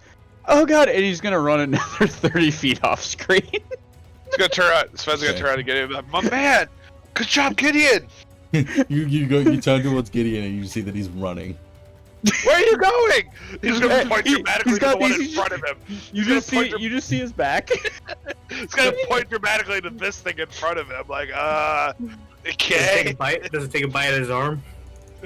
Mikey's gonna sprint up, and with his 4 astral arms, he's gonna make 4 attacks. Bang, bang, bang, bang. Wow. Damn, big hits.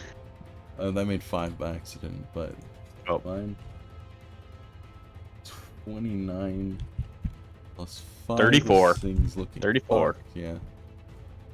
Let's go. This turn, Lug is gonna run to here, almost trying to distract the creature from his good buddy there.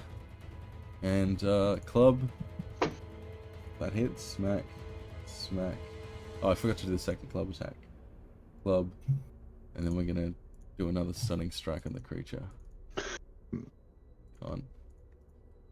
Fails. Creature's stunned. Whoop. Now I have to fucking calculate its damage. 5, 7. 12. That's it. Yeah. Cool. That's its turn. The creature's stunned. Can't do anything. This creature's dead. Emily. He has half for movement to get up.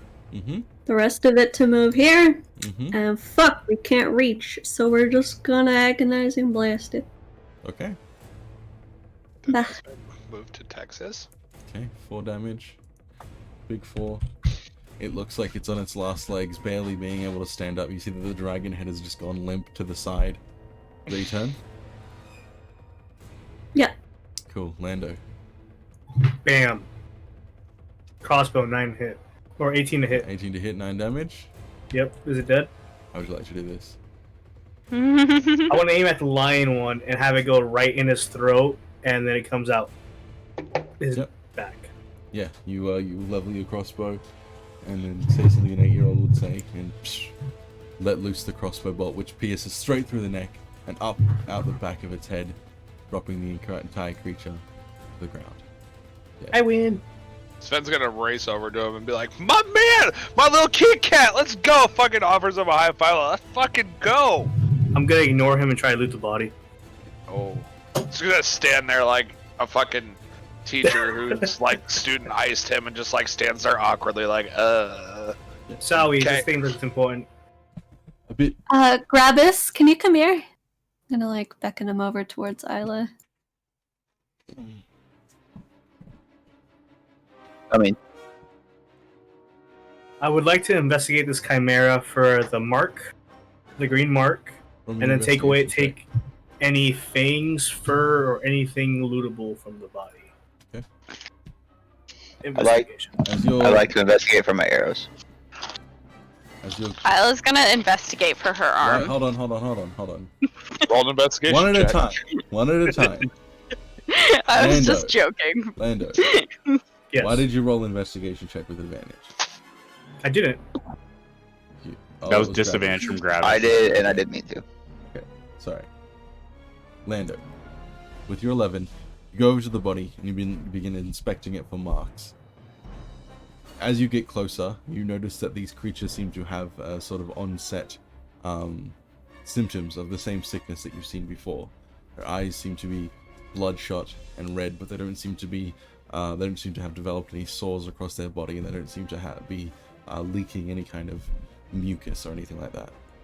You do, however, find the symbol that you've seen before, an eye dripping with ooze that seems to be seared into the flesh of this creature's side.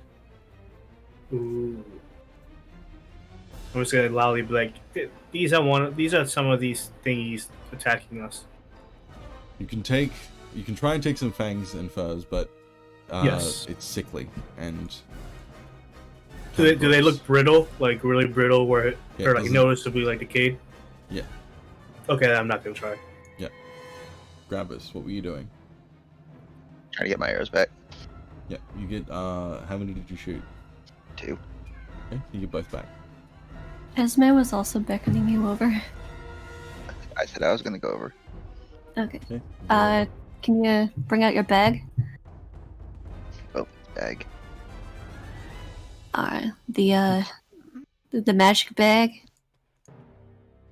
Should I open the bag? Okay, Esme's gonna take off her backpack and just empty it into the bag. And be like, wait a minute. And go over and pick up Isla's arm. And like shovel a bunch of snow into the bag. And put Isla's arm into the bag. Why wouldn't? Put more snow Okay, into the bag. Before this continues, why wouldn't you put Isla's arm into the bag of holding? We gotta keep it frosty. I don't think that's how that works. It's in a different plane. I mean, you can roll like. Okay. Yep. You shovel snow Okay. into your bag and put Isla's arm. Put Isla's arm, and then cover the arm with the snow.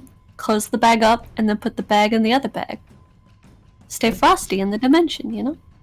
Emily, That's a has good something. idea. I appreciate it.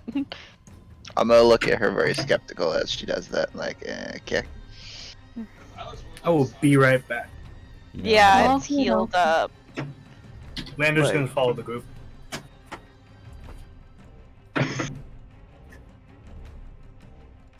I don't know anything about surgery, but yeah, that doesn't look good. Yeah. Are you guys inspecting this wound of Isla's? I'm not. Yeah. Well, Oh shit. I forgot I mean, my I'm mic was inspecting, muted. but I'm not doing anything. Yeah. If you While wanna, this is if you want to inspect ahead. it, roll me an investigation check. Can Isla inspect it? If you want to.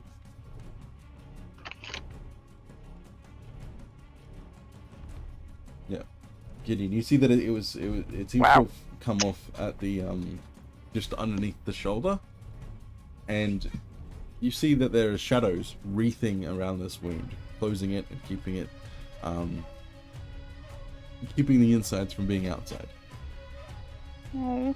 However, as you're investigating it, you notice that these shadows seem to be growing slowly but surely. Huh? Your arm, the shadows, they seem to be getting stronger. Think Should we it's should we just try Samaris trying to help me from not bleeding out. should we try reattaching the arm to the shadows and see if it works? I mean, we could try. Pull the I'm bag willing out to back try out of the bag. anything. Pull the arm out of the bag that was in the bag. Brush the Smash snow the off. fucking limb into the shoulder. Stop! We need to do this delicately. It like tries to like guide the arm back up to the arm in the Yasmine's most doing her correct way best to just possible. cram it in there. Sven's gonna be in the background with his fist over his mouth, just going. Damn it, stick! Two opposing forces. You shove the arm into the try and just like shove it back in like a plug into a socket, and it doesn't even do anything. It just kind of just bounces off these shadows. Put the arm back in the bag. Top it Ah, off with Mr. some more Potato snow. Head. Put the bag back in the bag. Hey, there's no such thing as Mr. Potato Head anymore. It's just Oh, that's Potato Head. right. Potato Head. Mr. Wow. Potato Head announced his gender in Toy Story. Okay. Anyway, Same with Dr. Seuss. So when Sven put his fist in his mouth, like trying not to throw up for that, like he pulls his hand away from his mouth. He sees like blood on it. He like gasps and he like starts touching his cheek frantically from the cut that he got when he went down. And he's like, he runs over to Gideon and grabs him by both of his arms and shakes him like, Gideon, my face is my face okay? How does it look? Gideon's just kind of like grab a little snow out of the ground and reach up and wipe off his face. Oh, you're gonna be fine, buddy. It's just a little cut. Nothing like my face. Is it gonna leave a scar? Oh, it'll probably leave a little bit of a scar, but you'll be fine. Oh, bollocks! Just start clutching. Would stuff in his face. anyone happen to have a staff? I do. Gideon, I have a staff. What do you need it for? It's really hard to walk on my foot. Do you mind if I use it? Do you want a staff or you want a spear? I got a spear. I was gonna say, Either one will work. Gideon just kind of like gestures to his back. He's like, "Oh yeah, take it. I can't really help you here." I was kind of contemplating like what the fuck we're doing, hiking up this mountain. I don't have an arm. One person in our party has 2 broken arms. One person now has a broken foot. Like, why the fuck are we still hiking up this goddamn mountain? This is Yeah. ridiculous. Hey, Isla, can you lend me a hand? I was gonna squint like angrily at Lando. Lug has gone back to pushing the bracket in front of him, shoveling snow out of the way for you all to follow. Are you continuing? Yes. Yeah. But also, before we continue, I used the mage hand to slap Lando after he made the comment about Isla's hand. You want to play that game? I will use the mage hand to my own mage hand to grab his mage hand next time he tries using the mage hand to do anything. Okay, noted. Mhm. You begin pedally following in the footsteps of Lug, who is straining to continue pushing up this ascent in the mountain. I need everyone to roll me Constitution saving throws, as it is getting colder and colder the further up you go. Using Tides of Chaos here. After Esme studies the I'm staff just for a little failing. bit to make her own, she'll give it back to you.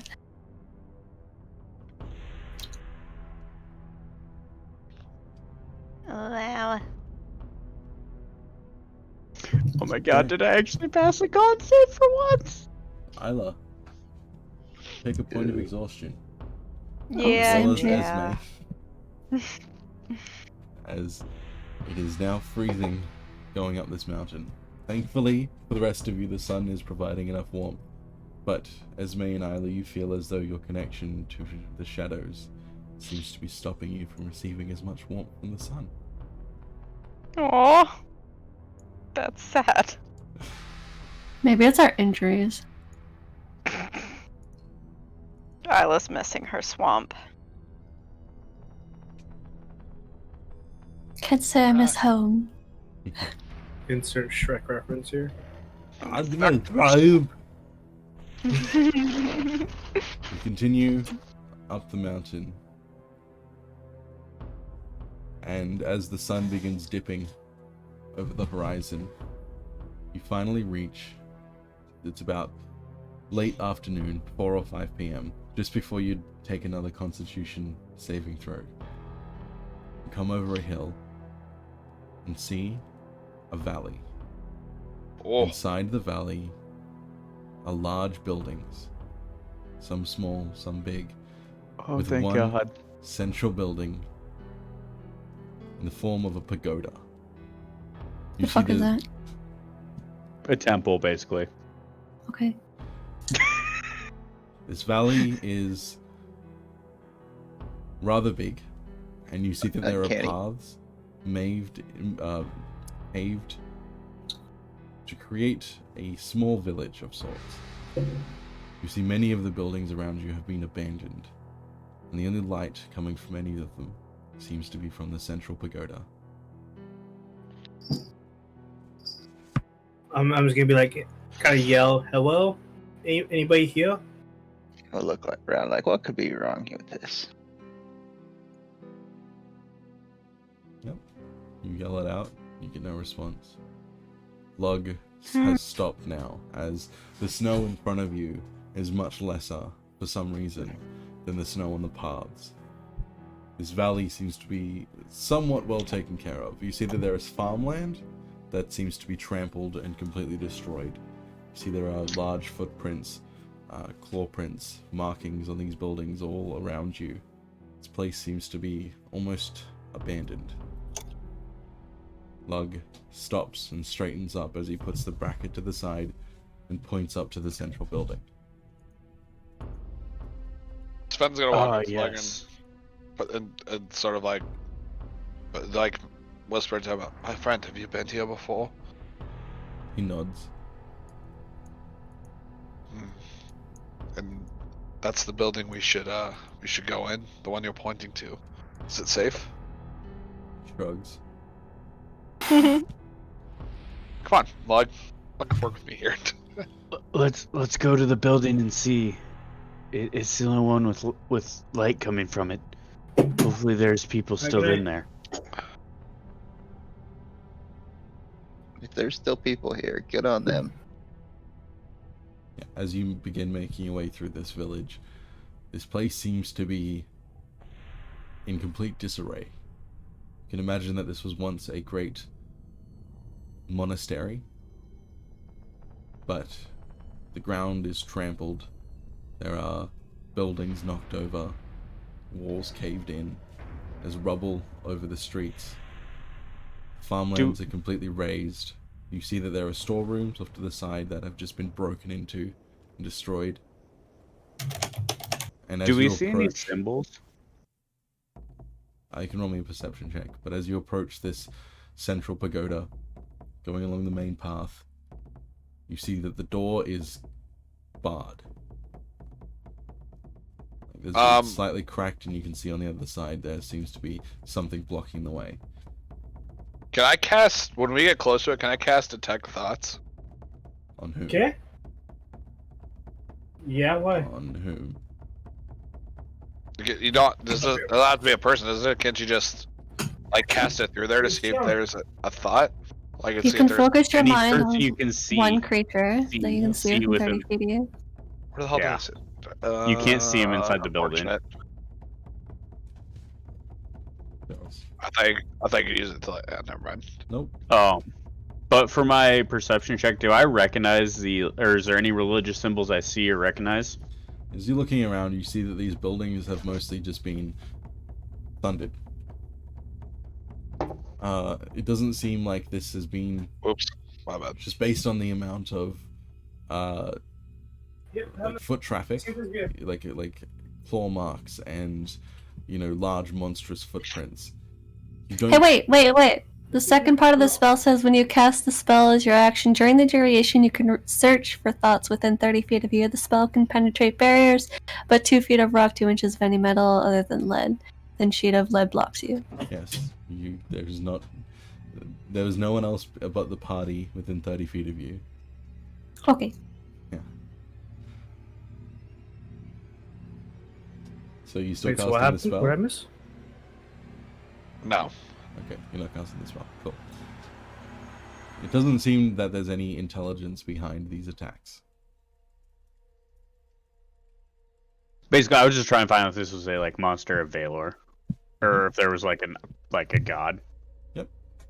So there's nothing I'm confused. visible. The door is barred, but it's ajarred, like as in. It's barred, so we can't get in. It's slightly cracked so that you can see inside to see that it is barred from the inside. How does Misty Step work? Would I be able to like Misty Step in there? Yeah, you can see. Yep. Technically. As long as you can see the space. Can I Misty Step inside? Yep. You just go up to the door, peek in through the cracked door, and you see that there's a space on the other side, and you disappear from where you are. Shadows wreath around your form, and you reappear through the door on the other side. You are inside what looks to be a training room of sorts. There's dummies that have been thrown to the ground. The floor has claw marks ripped through it. You see the remnants of clothes strewn across the floor, and many blood stains. Can I roll perception to see if there's any signs of any sort of like life, whether it be any sort of life This inside? isn't the only floor. It's a pagoda. There's 4 or 5 floors. And you I do posted see a picture in chat. staircase. You do see a staircase leading up that has been barred. Like there's just furniture, desks and chairs, and training dummies shoved up against the staircase. Can you move the stuff so we can get in? That's what I'm at. Like, that's what I was getting ready to ask him. What is the front door being barred with? Is it movable stuff by one person?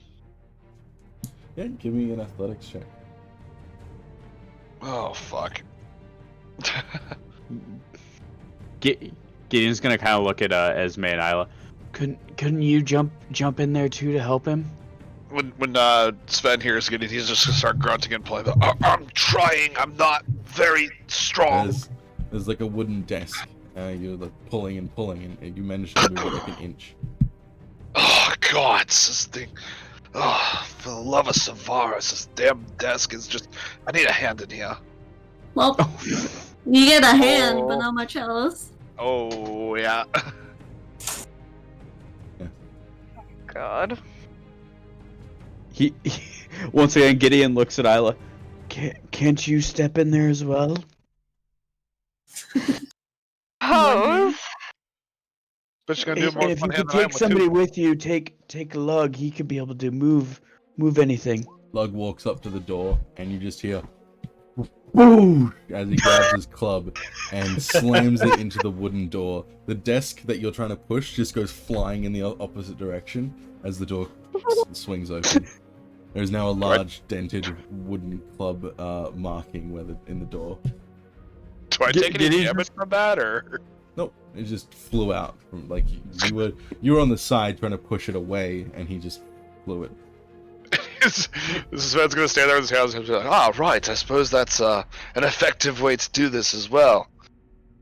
Gideon's would gonna go walk up behind Log, and pat then him on the she'd back. be sad. Just pat Log on the back. Oh. Good job. Good job. You hear like a exhale of breath, and then he just smiles. So Yeah, I guess we're all going inside. Yep. Yeah. you'll make your way inside with Lug's help, and Mikey and his astral arms grabbing things and pulling them down from the staircases is not very difficult. You begin making your ascent up this pagoda.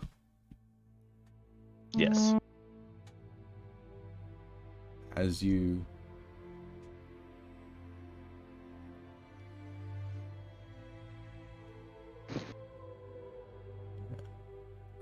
as you begin making your way up, you see that this interior seems to be mostly destroyed. Each floor having the same sort of feeling of just absolute terror has ripped through this place. There are claw marks over the floors and walls, blood stains on the walls and even on the ceiling. You see training dummies just gutted on the floor. And as you continue past these barricades, make your way up onto the 4th floor, the top of the pagoda. There is a door in front of you on the staircase that has been barricaded, and as Lug begins to push and pull things aside, you hear from the other side muffled speaking. Oh. Hello? Hello? The speaking stops. We're not infected, are you? We've brought the son of the mountain. Hello? Hello? We're not here to harm you. We're here to help. Unless you're bad, then we'll harm you. Can I, Yeah, can I I'm see through scared. this door? Pardon? Can I see through this door? Like, No, enough to where I could it's- use... It's locked. I want to try to lockpick it. You you as you're all talking and you know you're trying to figure out things, you just hear Lug just hit the door 3 consecutive times, and then there's silence that rings out through the area before you hear a click on the other side and the door gets thrown open. You see a Goliath man standing in front of you. Oh. He's tall and he has a Hello. long white beard. He looks between all of you and then grabs Lug and pulls him into a big hug. A lug hug. Oh. Behind you know him- each other? Behind him, the rest of you see a rather dim-looking sight. About Oh. 6 other people are in different areas of this room. Multiple of them are at the back of the room, as far as possible, holding weapons, with behind them 2 injured. One of the people, a human, walks up. Yo, we don't know if they were dangerous. And then he stops and looks at all of you. Oh. Humans. People. Sven's As he gonna says, walk. as he says Go ahead. that, I'm like, oh wait, you're Fjord? And Yeah, point at the old man. the old man is not responding. He's just giving Lug a big hug. Okay, well don't kill this guy. He has your headband, but we found it. We didn't do anything. You see the old man's eyes kind of roll towards you, Lando, and then roll towards Gideon. And then his like nose starts to flare, and you see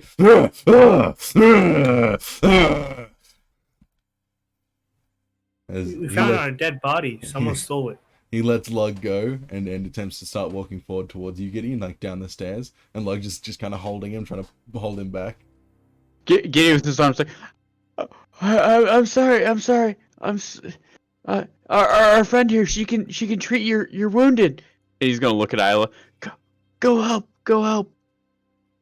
Yeah, Maybe you should Did you offer say you the put your headband arms back. up? That, No, I said my arms are my arms are like folded. If you look at the camera, I do it every time. Damn it! I'm gonna look at him and be like, maybe you should give him his headband back. How the fuck do I give him his headband back? Same way you do everything Someone else. assist him. No, remember, my mage hand is holding his mage hand. Oh. Sven's gonna walk up and try to like intervene with him and like start waving. My friend, we are here. We came here as fast as we could. We came here with our good friend Lugia. We're here to help you. We tried to hurry as fast as we could, but the cold weather slowed us down. But now we are here. We are your friends. We want to help. You see this He's gonna, like, Goliath man like is like punching the wall, like stopping you from entering this room, and he's just continuing to. Can I roll persuasion on him? Can try. Or does he not speak common? Don't know. Can Isla approach and be like, I can heal your wounded, let me help you? You see one of the monks behind him, dressed in the same robes that Lug seems to be wearing. He's not going to be able to understand anything that you're saying. Without his headband, he's sort of like an animal. Wait, what is he? He's a Goliath. Oh, okay. After hearing that, Gideon's just like, somebody take the headband and give it back to him. Sven's just gonna Yeah, rip the I headband will- off of Gideon and just fucking like hand it out to him on a finger with a big smile on his face, and then sort of like nod eagerly, like, here, take it. The Goliath takes the headband. His hand is massive, and he takes the headband and he places it on his head very daintily, and then reaches out and pats you on the head with enough strength to almost crush your neck. And then he starts walking back into the room, and just kind of like, just literally like on like using his fists to walk. He just kind of like makes his way back over to a corner of the room, and then sits down. Oh, I'm glad that got sorted. Hello, my name is Brother Benton of the Montfond. Oh, Amelia's looking for you. Amelia? Yeah, just by you. Oh, so she's all right then. That's wonderful. Good. Come in. Yeah, I will go in and she'll like walk over to the wounded and start tending to them. And It seems to be a dwarven man who has like a large gash on his upper right thigh, and a tiefling woman who seems to have like a bandaged ankle. Is everybody Yeah, she'll- conscious? she'll just cure wounds twice and for each of them. Do you have a message for Amelia, or are you gonna like come back with us to the town? Hold on. These are the people that you will see.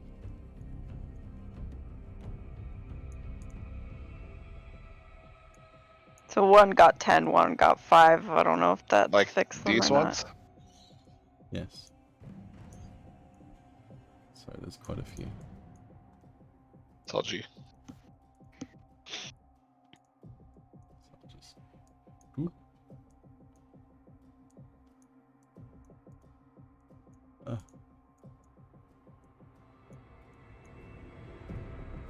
Oh, wow. They all look very buff. They all are Dost thou even hoist? Wait, what's the blue-haired guy? He's a gnome. Okay, gnome. And then the next two between the tiefling and the gnome. Human orc? Yeah. Is that a human? There's a. So there's the Goliath, Brother Benton, dwarf, the gnome. God, my roll 20 is lagging. This motherfucker's a dwarf? Jesus Christ. Yeah. He's a thick dwarf, Yeah. buddy. Yeah, that's a gnome. Then there's this bitch, who is human, an orc, and a tiefling.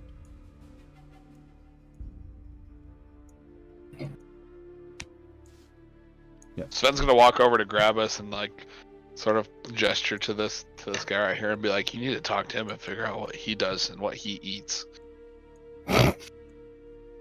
Be a strong boy. Benton looks at you, Esme. 5 dozen eggs.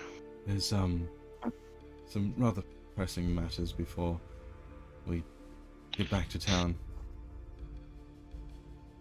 Anything you all need help with? Yes, the monsters. Honestly, we Whole were reason we're up giving here. up hope. Yeah, but do you have any information on them? Like where we should go to fight them, or? He shakes his head. Brother Sebastian should be back at some point with more information. The last we heard of him, he kept talking about some kind of mystery, something that he was going to investigate, and then he stops and pauses and looks over towards Fjord. He's dead, isn't he? Yeah. I see. I'm terribly sorry, my friend. Did you kill him? A really big guy, right? No, The giant in the cave. Brother Sebastian was no taller than me, probably a foot shorter. Oh, we haven't seen him. Roll me a deception check. This is the guy that we killed in the fucking cave, right? I thought that was a giant. Yes, he's giant, so he's gonna say no taller than me, but he's still a giant. No, Brother Benton Oh, is a human. totally. This guy. Brother Benton is a human. He's not human. Yeah, so like, why is it a deception check? We haven't seen him.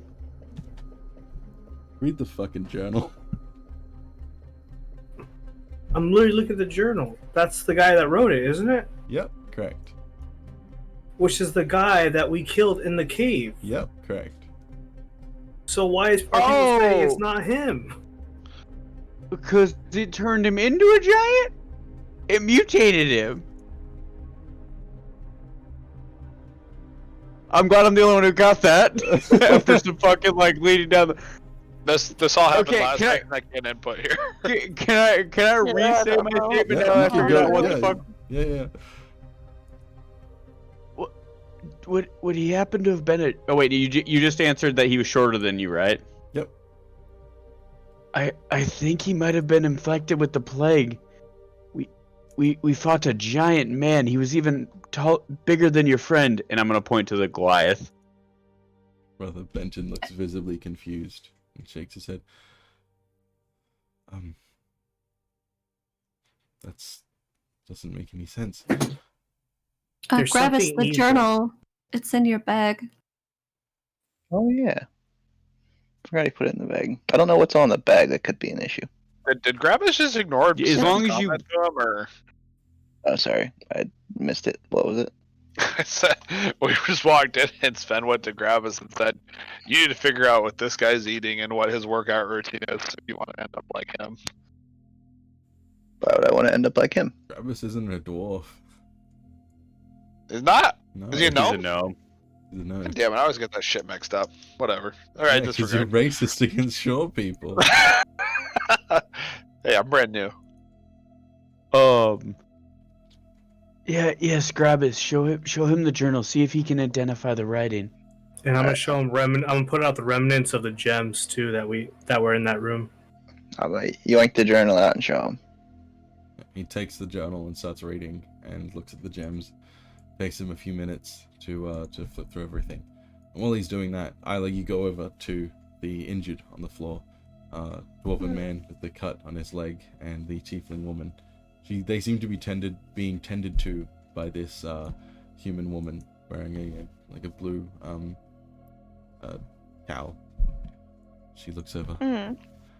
Why? Thank you.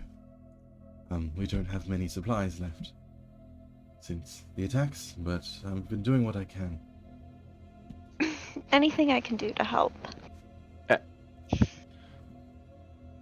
Sven's gonna glance over and this one's gonna catch his eye a little bit, and he's gonna walk over and sort of like comb his hair back through his fingers and be like, "I'm so sorry we got here as quickly as we could. Is there absolutely anything we can do for you right now?" Roll me a perception check, Sven. Perception. Disgrace. Nice. As you're making your way over and you begin talking, you notice that her attention seems to be caught by Isla. Oh. As I see Sven doing that, I'm gonna walk up to Isla and the other woman having their conversation. Isla, maybe this would be a good time to create water and food for all of them. They look like they could use it. Yeah, I was just thinking that. Are you guys hungry? Yes. She's asking like The tiefling woman on the floor nods as she like pulls herself up to her feet and kind of lifts the bandaged foot off the ground. Starve. Yeah, she'll create food and water for everyone. And Sven's the gonna like. Go ahead. human woman kind of gets a bit closer to you, Isla. My, you're rather impressive, aren't you? God damn it! Every fucking time. Could have been a bard. It's a subclasses one. I was After- just after gonna that, I'm like walking back to the smile other and blush a little bit. So I'm just gonna get that look of acknowledgement on his face. Go, and just sort of go back to fucking off. I'm gonna head back towards Benton and be like, Do you recognize the writing? He kind of shakes his head. This is definitely Sebastian's hand. Seems to have decayed a lot towards the end there. What are all these symbols and diagrams? He wouldn't stop talking before he left about something in the mountain, something deep within. But it seems to be what he's drawn here, but no passageways, there's nothing. Just starts kind of rambling off to himself. Have there always been these big dragon lion thingies up here? He kind of snaps himself out and shakes his head. No, no, of course not. We used to be attacked, maybe once or twice a year. It was something that we all prepared for. It was even a training for the new monks. But something happened. I don't know what. He started attacking more frequently and more frequently until every night they come. And every night we try our best to fight them off. Last night we got far too close to them getting through our barricades. Do you have something to write with? There should be some parchments around. He starts going off to like a nearby desk and rummaging through. Finds a blank piece of paper and a quill. I'm gonna use the mage hand to pick up the quill, and I'm gonna draw this symbol that we see in all the dead animals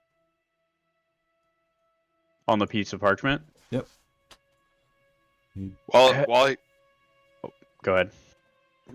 while he's drawing his design, the Sven's gonna walk up to Sebastian and be like, "What do you wish to be liberated from this town and evacuated, or do you wish to hold it for your own?" Sebastian is not here. He's dead.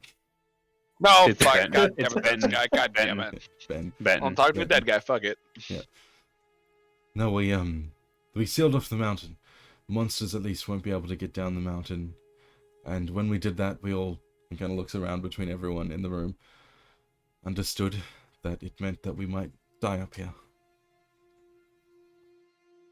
After Then he kind of stops. How did you get up the mountain? We killed those things. We got lucky. Thankfully, Lug let us up, and we were able to defend ourselves on the way No, but up the mountain. We snowed in the mountain. We caused an avalanche to make sure that the monsters couldn't get down. How did you?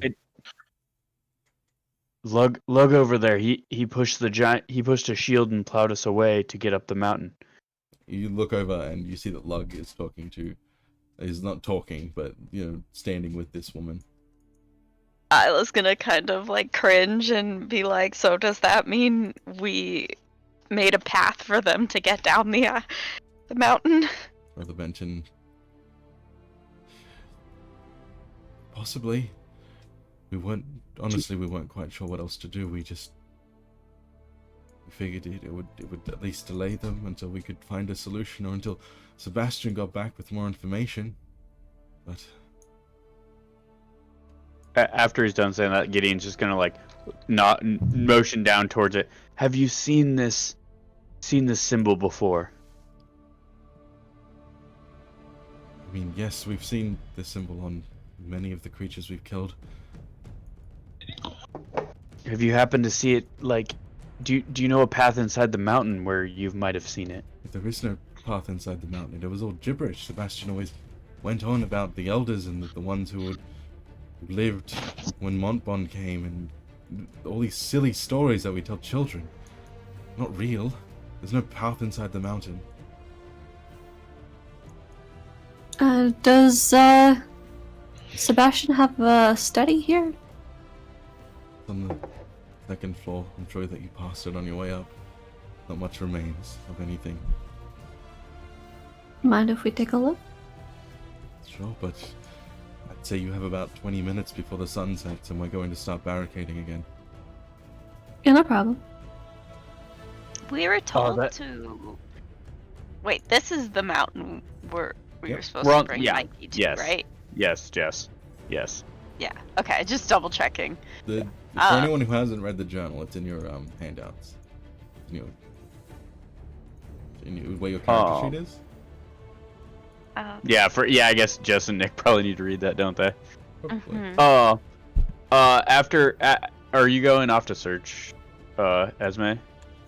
Yeah, you wanna come?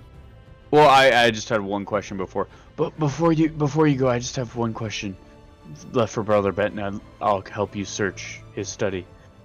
Do you guys have any special place of worship here on the mountain? He shakes his head.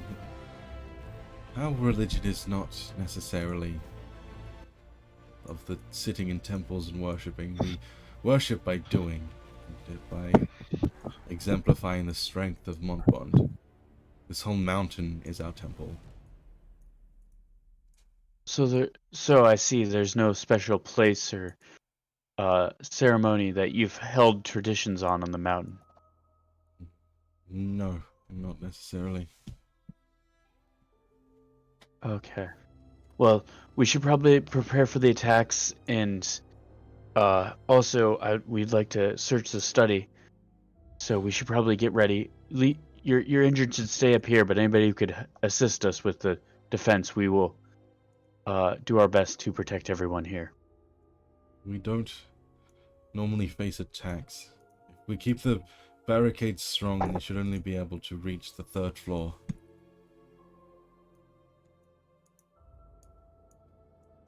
But he nods.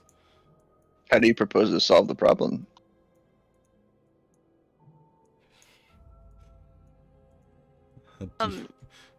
Does it sound like he has a solution? It does not. His solution were was told- to avalanche the mountain so that the monsters couldn't get down and then die. So, Dislike. what were you saying, Jess? Sorry. I was just gonna tell them like we were actually directed to bring this boy Mikey here to the mountains. Perhaps he could be some help or be useful somehow. You look at Mikey, who just looks very confused. Brother Benton shakes his head. I'm not sure how anyone could be of help right now. We're not sure where these monsters are coming from. They just appear at night, and they disappear by morning. Well, what if we go at night and go hunt? There's too many of them.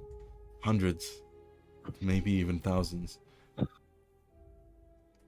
Well, Petra said that Mikey was the something, son of the mountain, I think.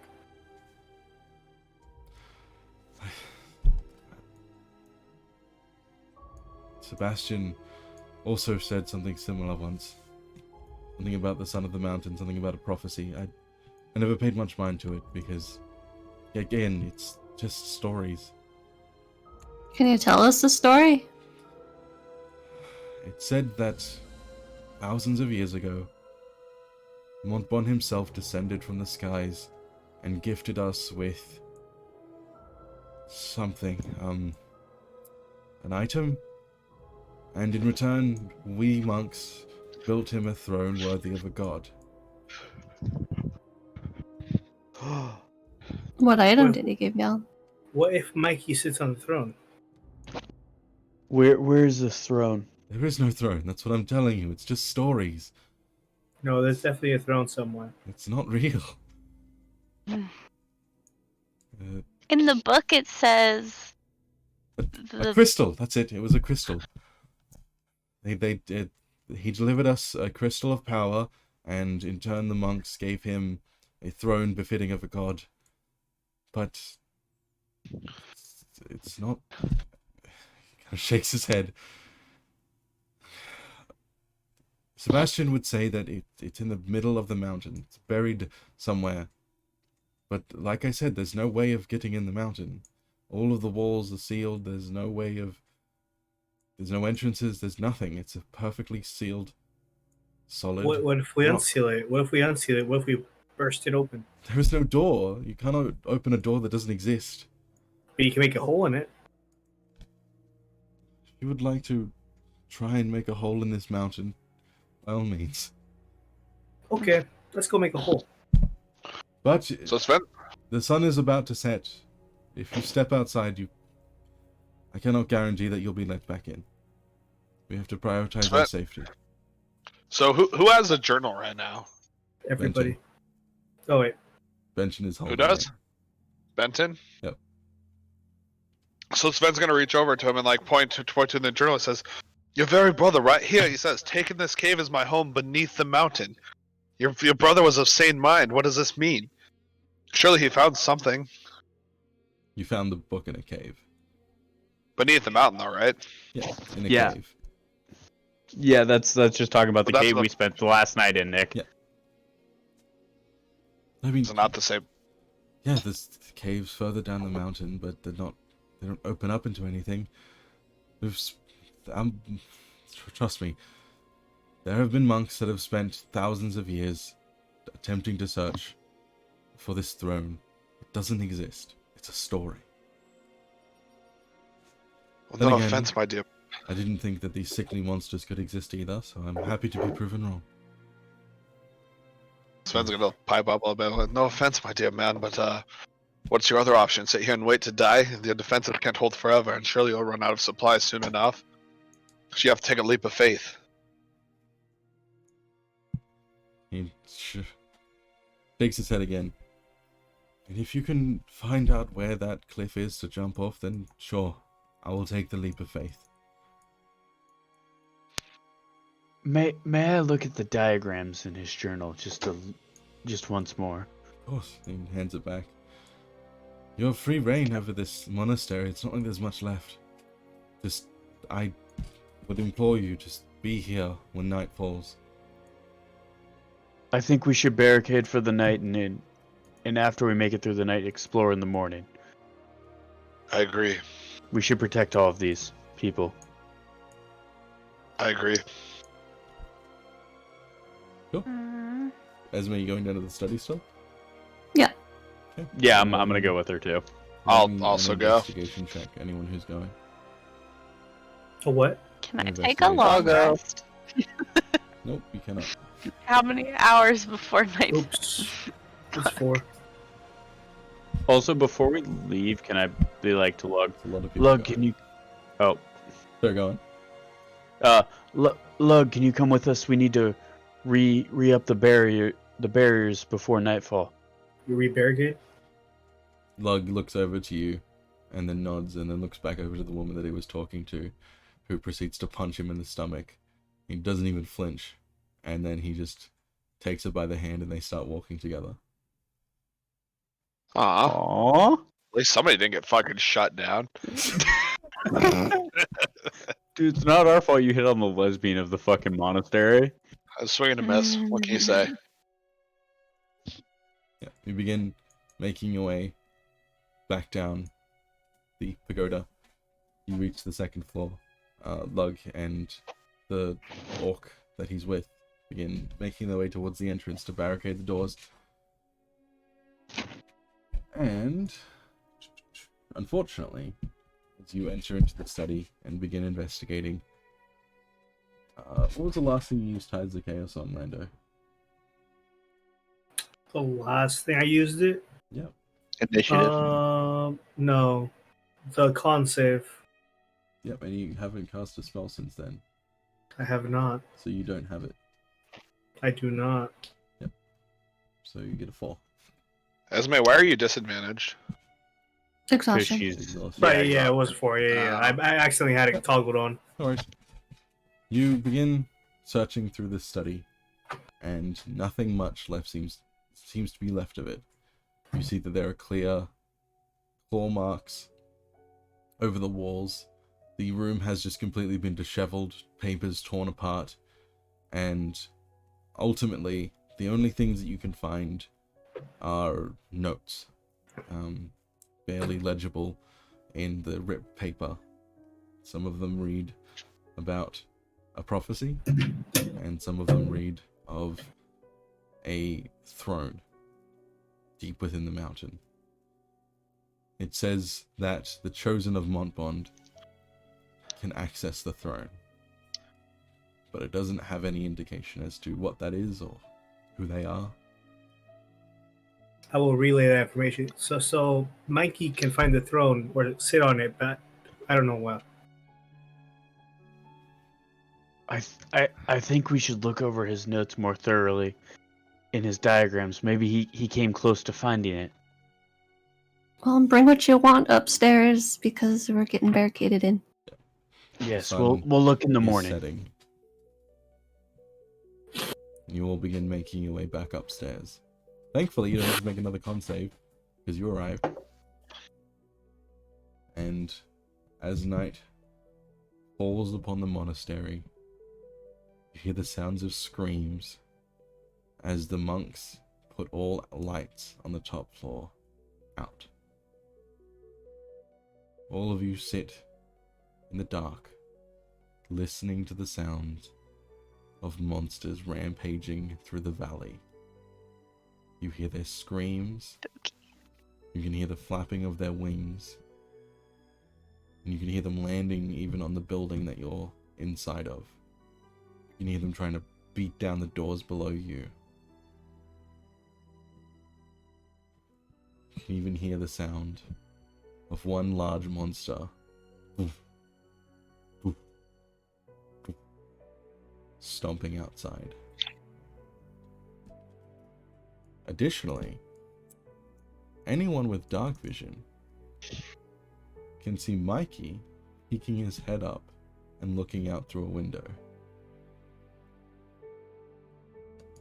I'm gonna whisper to Mikey, do you see anything? Mikey shakes his head. Lots of monsters. Mikey, you should probably get away from that window. Please. You see that he seems to be almost entranced, just looking out, watching the destruction and chaos. Are you okay? He nods. And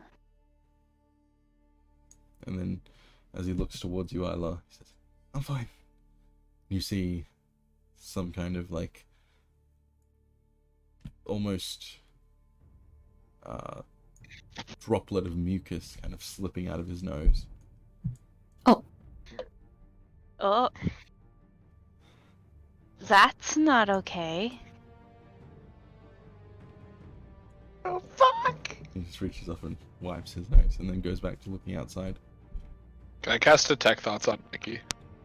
On who? Mikey? Okay.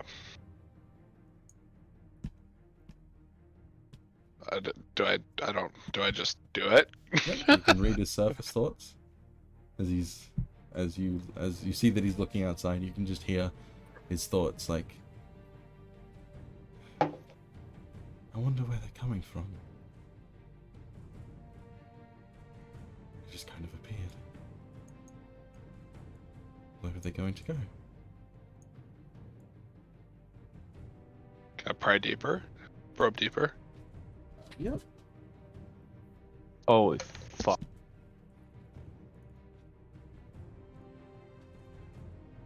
What's your spell Fucker. DC? 14. Yeah, he resists your magical probing. He's just gonna sort of like shrug it off and walk up to Mikey and be like, Mikey, we're here to help you. We're your friends. He You looks can towards talk you to us. and he nods. And then smiles. You're not my friends. Killed my friends. Mikey, Fair. that was an accident. He looks at Lando and shakes his head. I wave. Mm. Mikey, I'm terribly sorry for your loss, my friend. It's very unfortunate that happened, and I'm here to grieve with you. They were good people. They were good people, Mikey. But this is how they'd want you to carry on and fulfill your destiny. You have to keep an open mind with us, buddy. Why do you think I'm here? I appreciate your cooperation, but if you continue to work with us, we can get you to where you need to be. All these people are dying and suffering, and we think that you can be the one to help them. Do it in Rose's honor, Rose. And He just turns back to looking out the window. God damn it, Riker. Riker. Is anybody's? Oh God. Gideon just kind of like pops up, like he can't see shit and what's going on, but he hears these people talking. There is moonlight outside. Full moon. Yeah. Okay. But like after hearing these people talking, he just has like this eureka moment. He's like, "Guys, we need to kill a monster. We need to get the crystal inside of it and hand it to Mikey." What crystal? The letter. There will be a crystal inside of it. We didn't find a crystal in the other ones. We didn't cut them open. We never cut them open to look for the crystal. We didn't cut this one open either. What? We didn't cut the giant open. But in the journal, he said he found it. time. He fought the Yeti, and after he fought the Yeti, he found a crystal inside the Yeti, and that's what corrupted him. In the stories they tell, the king of the mountain left a crystal for these people to worship it. If we give Mikey the crystal, I think our next path will be open. We can find the cause of this. But this time that you all hear an unfamiliar voice. I would recommend you all pipe down. Sorry, you cut What was out. that? Yeah, Yeah, you cut out. I would recommend you all pipe down. like a physical voice, or we hear it in our heads? You hear the voice in the room. Anyone with dark vision can see that it is the Goliath man speaking. Why? You will attract There's monsters them. out there? I'm just gonna shut the fuck up. Not that he's talking.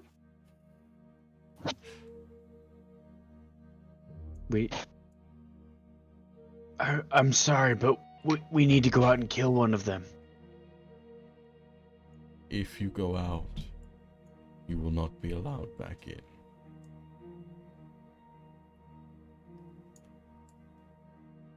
There's too many out there right now. We should just wait till morning. We still find them during the day.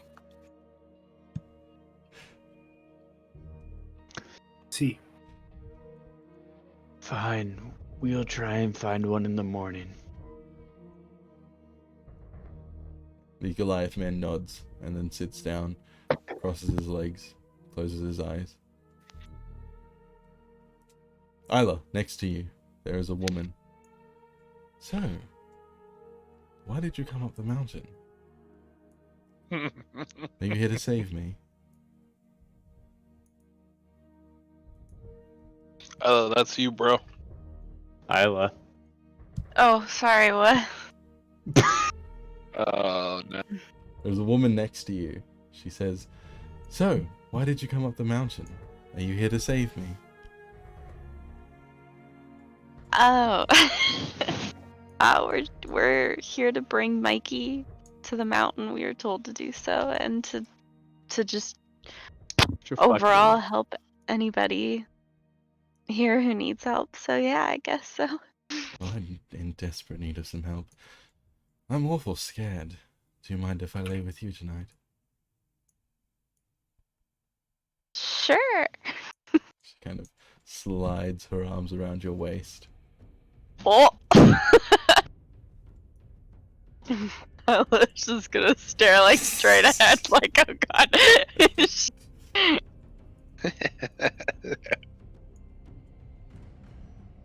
Sven's gonna kind of lean down to grab us, watching this all unfold, and be like, "Man, talk about a misread of a situation, don't you say?"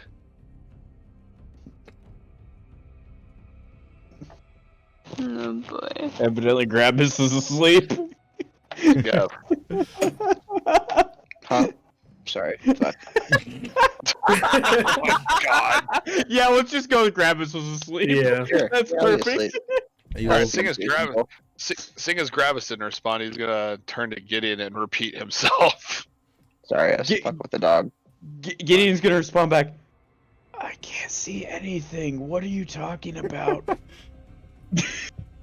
He's gonna he's gonna point to the woman and then can you see me like right in front of me or like no? No, like it's dark. Yeah, it's pitch black. It's fucking dark. I don't have any dark vision. He's gonna cup his hand and murmur to him and be like, Isla, other woman in the room. Blah, blah, blah, blah, blah, blah, blah. Ew. Good for her. Ah, At least, yes. at least she's getting someone like you. The dry spell continues.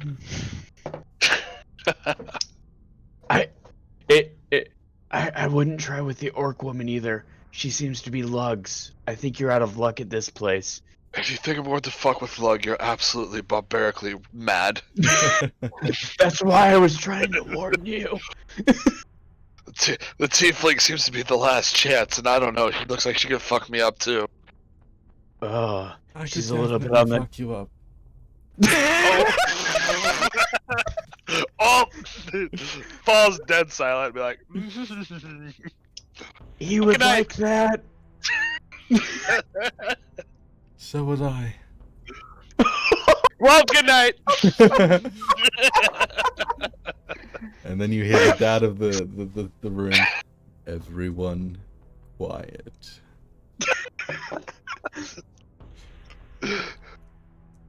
Oh fuck. I think that's good for the night. The screaming continues throughout the evening, and you are all able to get some rest. Notably, however, none of you see Mikey go to sleep. And when you awaken in the morning, as the sun... Well, actually, you'd be woken up by the absence of screaming. As the silence of the valley echoes, you see Mikey is still looking out the same window.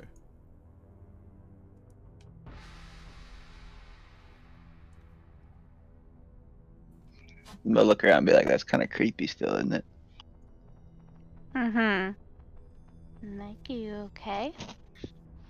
You look over at Mikey and you see that his skin is somewhat pale, and as he looks back at you, his eyes are bloodshot. And he says, "Yeah, I know where we have to go." Sven's gonna Maybe you should sleep, buddy. Sven's Where gonna do we lean over. have to go? He stands up and starts walking towards the door. Sven's, Don't leave just yet. Come on, then. Sven's gonna fill Gideon in because Gideon couldn't really see in the dark and like start whispering to him under his breath like Mikey was having a hard time last night. Had mucus in his eyes, mucus in his nose, coming out of his nose and staring out the window. He's like seemed to be in a trance, but we couldn't break through to him. After hearing that, can I roll an Arcana check on Mikey to see if I'm getting the like aura of the other creatures? Sure. Don't know what that means, but sure.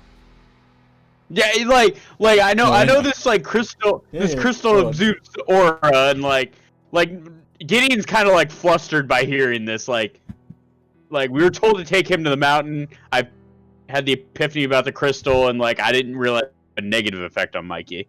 Okay. I'm assuming that doesn't mean shit because it's an 8, so it's probably like nothing. Yeah, you're not really quite sure exactly what's going on with Mikey. Could be something magical, could not. Okay. But he's going towards the door and pulling things down so that he can get out. I think we should follow Mikey. I think this is our path. Yes, And then I'm gonna like look at Benton and be like, we'll head out with Mikey. If any of you would like to come, you can. If not, board up the doors behind us. We must take care of our injured, but good luck. Yes, hopefully we shall return. You see that Goliath stands up and walks towards you, places a hand on your shoulder. I apologize for my candor yesterday. I'm not quite myself without my headband. Oh, no problem. I mean, we also have had many run-ins with people, and I understand completely. It is a shame to hear what happened with Brother Sebastian. I hope the same fate does not fall upon any of you. And then he kind of pats you on the back. Be well. As he does that, if it does, please put us out of our misery. I would not want to live as that. Of course. You see his muscles flex as he says it. Also, the path has been cleared down to the village. If you are able to travel before we get back, you can make your way down there. We will think of our next move.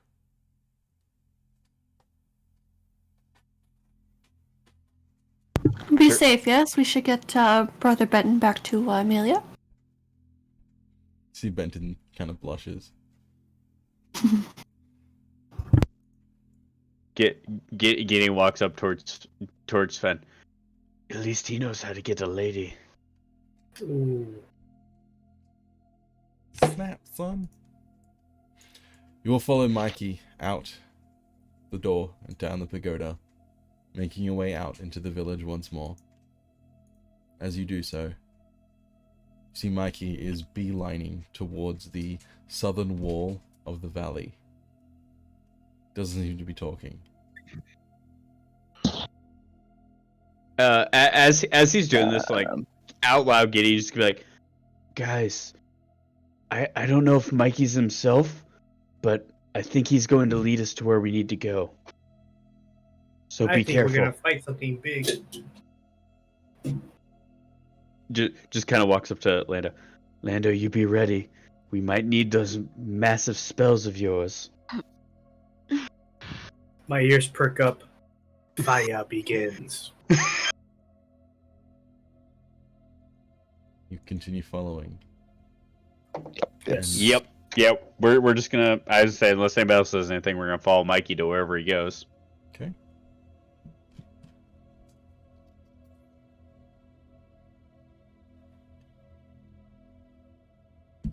Yeah, you see Mikey, you follow Mikey as he beelines through this village and towards the southern wall.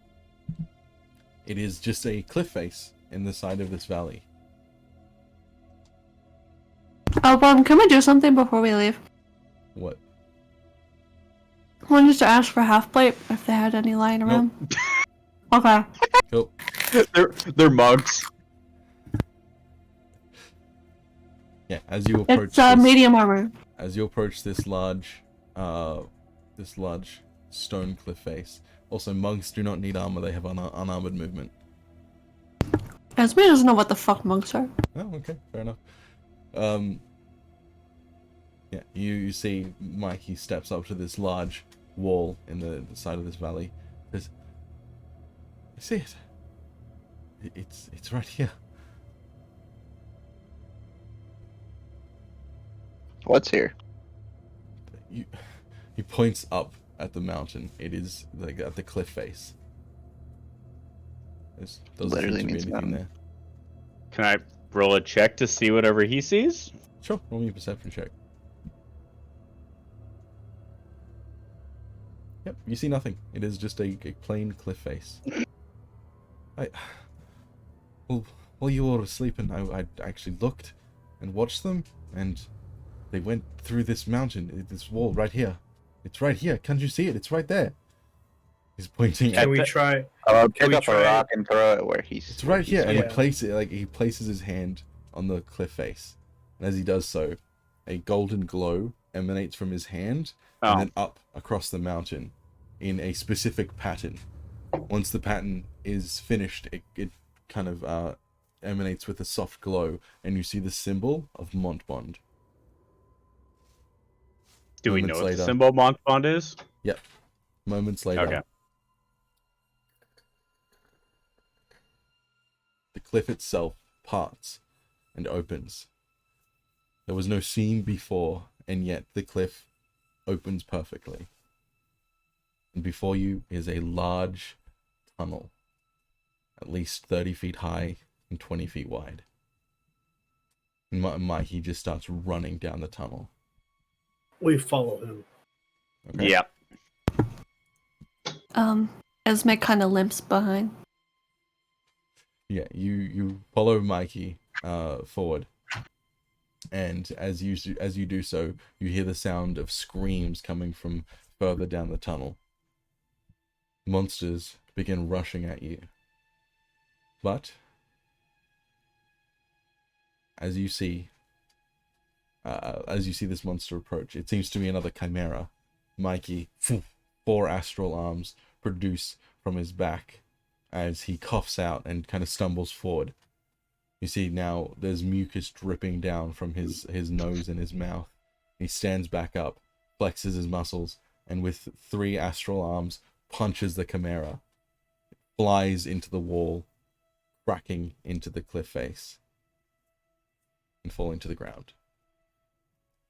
And then he turns towards you all Oh. and waves as if gesturing for you to follow. We coming. Follow. Yep. Going as fast as I can. You see Mikey.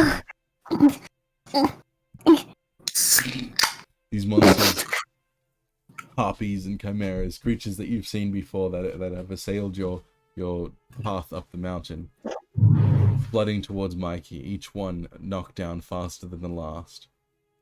Everyone make me survival checks. What's happening?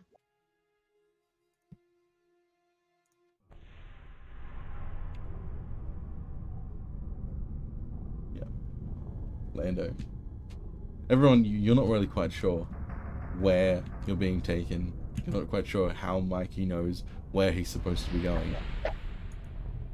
Further you go, Lando, you feel like it's the right path.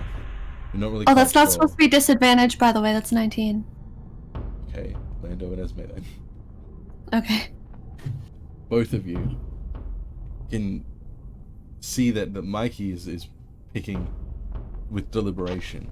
Every fork in the road, every branching path in these tunnels, Mikey seems to be picking with perfect deliberation as he begins taking you through the mountain.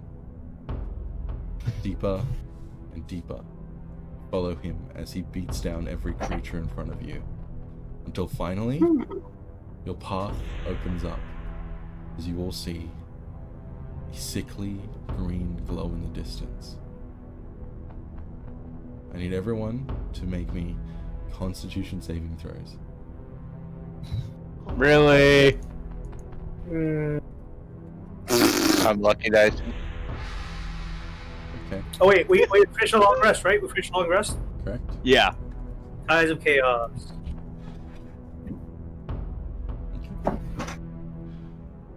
Anyone? So everyone except Sven and Lando. You take this much. Wait, Gravis and Sven got the same. Oh, yeah. Grab a Lucky Sven dice, and bitch. Lando. Wait, can I use my inspiration die from Oh, earlier? Fuck, sure. What is that? A 1d8. Get a 1. Come on, we need big rolls here. Okay, you still fail. Sven, Gravis, and Lando. You take half damage, the rest of you take 8 poison damage.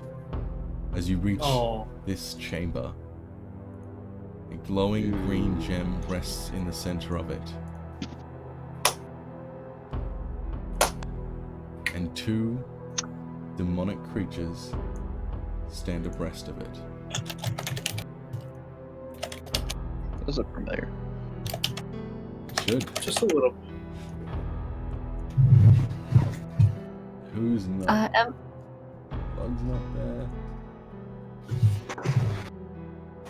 I say it's Mikey in the group, right? Sven's not there, Yep. bro. And Sven. Whoa, why is Esme in the? Oh yeah. Emily's clearly. hobbling, dude. Yeah, I forgot your. I was like, Gideon's always in the back. Let's be honest. Gideon knows his place. Esme, you finally catch up to see these 2 devils standing, leering towards you all. Oh, that's right. The gem devil. Ouch, fuck. Oh, hey guys. Oh, hi. What are those over there? Remember those gems Wait. from way back? So would she Yeah. take the poison damage still? Yep. Yeah. Oh, damn. Entering the room. You see Mikey falls to the ground, coughing and, like, practically throwing up green bile now. Damn those initiatives! This They're very creature- alert. They are very alert.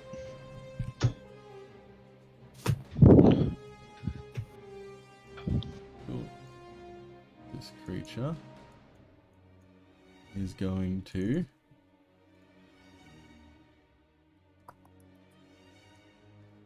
rush up to Mikey and make its multi-attack. Tail stab, claw. Mikey takes decent chunk of damage as he is on his knees, hands and knees, just coughing up blood. Not coughing up blood, but coughing up bile. Cool. 7. And this one is going to rush up and do the same, and as it does so, going to it's going to speak into all of your heads. Son of the mountain will not reach the gleaming. Hail, claw. 12. Isla, get him out of here. Big 20 damage. Yeah, Mikey is getting absolutely railed by these 2 creatures. Gideon. Can I go right, or is this like a trapped off pyramid right here? You can go right, sure. Also, the map is red, but pretended that it's green. Okay, thanks. No problem. Okay,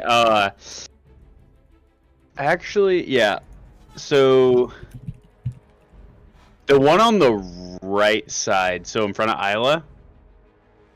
Yep.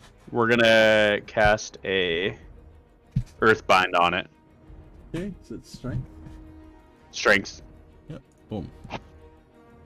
Big cat. Fails. It is So it's restrained. restrained. Cool. Yeah, you just yeah, you see Don't kill Mikey, Dose. the cripple with brings his mage hand out, and yellow strips of arcane energy wrap around this creature, pulling it down towards the ground. Is that your turn? And then as I do that, I'm be like, Isla, get Mikey to the crystal, and I'm gonna run over here. Lando. I'm gonna yell at Isla. Isla, you need to heal Mikey after this. Please don't. Here. I am going Seriously. here. Mm. How messed up does Mikey look? Very. He looks like he's like on his last legs. Yeah, please don't. He's extremely fucked. I just want to get him to the crystal while he's still conscious. Alt / alive. Mhm. I mean, technically, you can revive him after this turn. So I'm hoping. Is there a way to make a spell cause him to Killing go everybody unconscious? else and then killing him. Good idea. Is it gonna be lethal on him if it takes him unconscious, or will it just put him unconscious? How about let's just not How about you just attack our friends? you just decide? Mhm. But it's a perfect lightning bolt. I know what he's thinking here. Okay. Okay, fine. I'm gonna Pretty use obvious. my quicken spell, do Scorching Ray on this one over here first to get my Tides of Chaos. Yep. Should be advantage. Should be advantage. He's restrained. I guess all those should probably hit. All those hit. Yeah. But roll again. Please get a nat 20. You could also hold action for Mikey to move. Okay. Damn. Good lord. 9. And then use my Tides of Chaos for that one to do a crossbow attack. Yep. Did it go? Okay, let's see if that hits. That does not hit. Just barely misses. Yikes, and that's my turn. Okay, that's your turn. Isla. Yeah, Isla's gonna touch Mikey Oh. and That's a child. teleport with him 30 feet towards the crystal. Okay. Where's my little calculator? Sugar little snap tool. You're going here. Eh. You're going Yeah. here. Okay. Yep. My gosh, my freaking stop.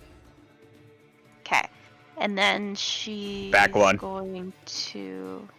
Okay, hold on. Sorry. No, I was there. 30 feet. I guess yeah. And she's going to. What can I do? I guess just Do you allow dragging in this game, Koi? What? cure wounds him. Yeah. You can drag someone. He's gonna cast it at a high level. Oh. Okay. 3. Okay. Big 22 health. And she's gonna throw him at the crystal. Yeah, you grab Mike and just both of you disappear and reappear in this spot. Shadows wreathing around both of your bodies. As Mikey lands on the ground next to you, you see that he just continues throwing up like more and more amounts of this like mucousy liquid.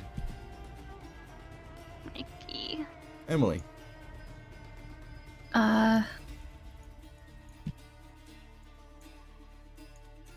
We're gonna shadow step there like a fucking cripple. Yeah. Which one of them is Earthbound? Right. There you go. Okay, we're gonna Booming Blade the other one. Okay.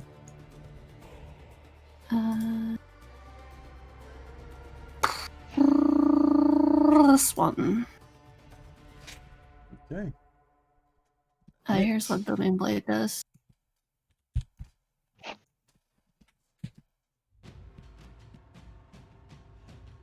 Yep. Is that your turn? Yeah. Sweet. Sven.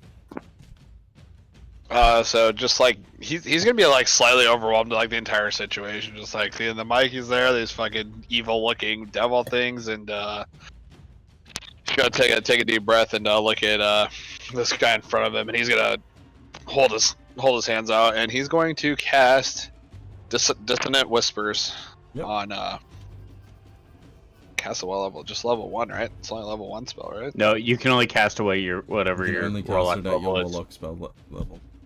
Okay, so it's level 1. It should definitely not be level 1. It's level, yeah, it's definitely not level 3. Sorry, it's definitely not level 1 for you. I don't know why it's in my level 1 spell slots, right? Because it's a level 1 spell, but as a warlock, you can only cast through your warlock spell slots. You cut out. Sorry, I didn't hear you. You so have it's- 2 level 3 spell slots only. You can only cast level 3.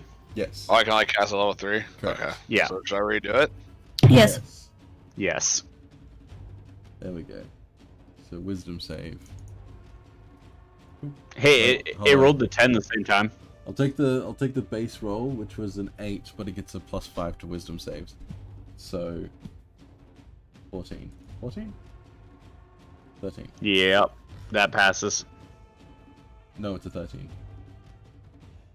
Yeah. 13. 5 plus 8 is 13. Yeah, so it takes 17 damage.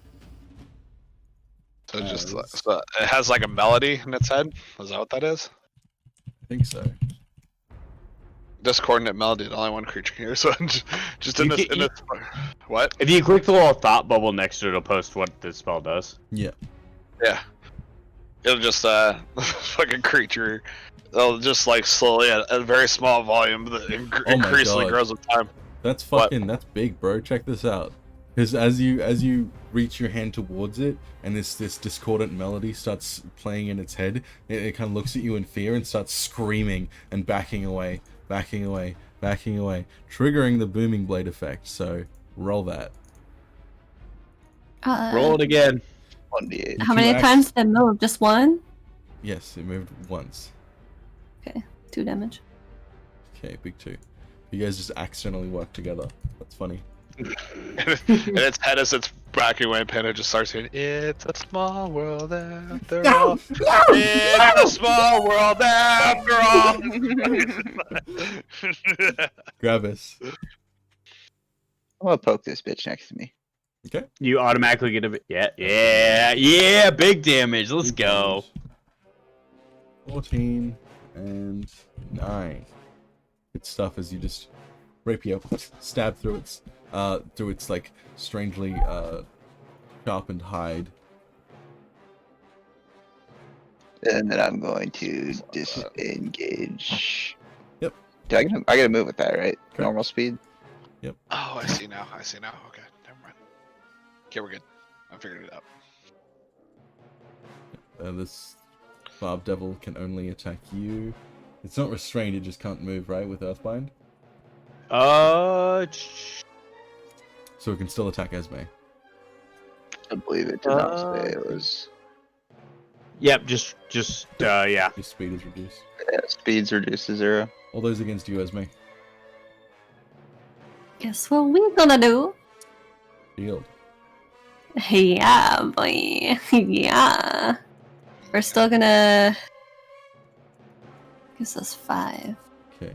Oh, never mind. We're not gonna shield. It's not. I was gonna be say shield. what the fuck is shield gonna do here? Yeah, right. This creature over here shakes its head, and then, now that the Dissonant Whispers is over, it rushes towards Mikey. Who I just realized isn't in the initiative order, so I'll give Mikey a turn.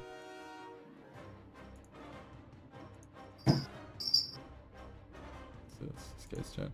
Yeah, before that happens, Mikey is going to make a Constitution saving throw. Big. Good job, Mikey. Oh, Okay, Mikey. nice. And then he's gonna stand up and he's gonna be like, "What do you want me to do? This thing's making me feel sick." Touch it. Touch it. Touch the Steps forward crystal. and into the pit and walks over to the base of the crystal, presses his hand up to it, and nothing happens. He instantly kills him. That's what I was waiting for. He explodes. Done. However, his astral arms have manifested, Then he looks back at Isla expectantly, like, "What do I do now?" Sit. And then Kiss it. fucking runs over and starts punching this thing. Oh my god. Cool. Okay.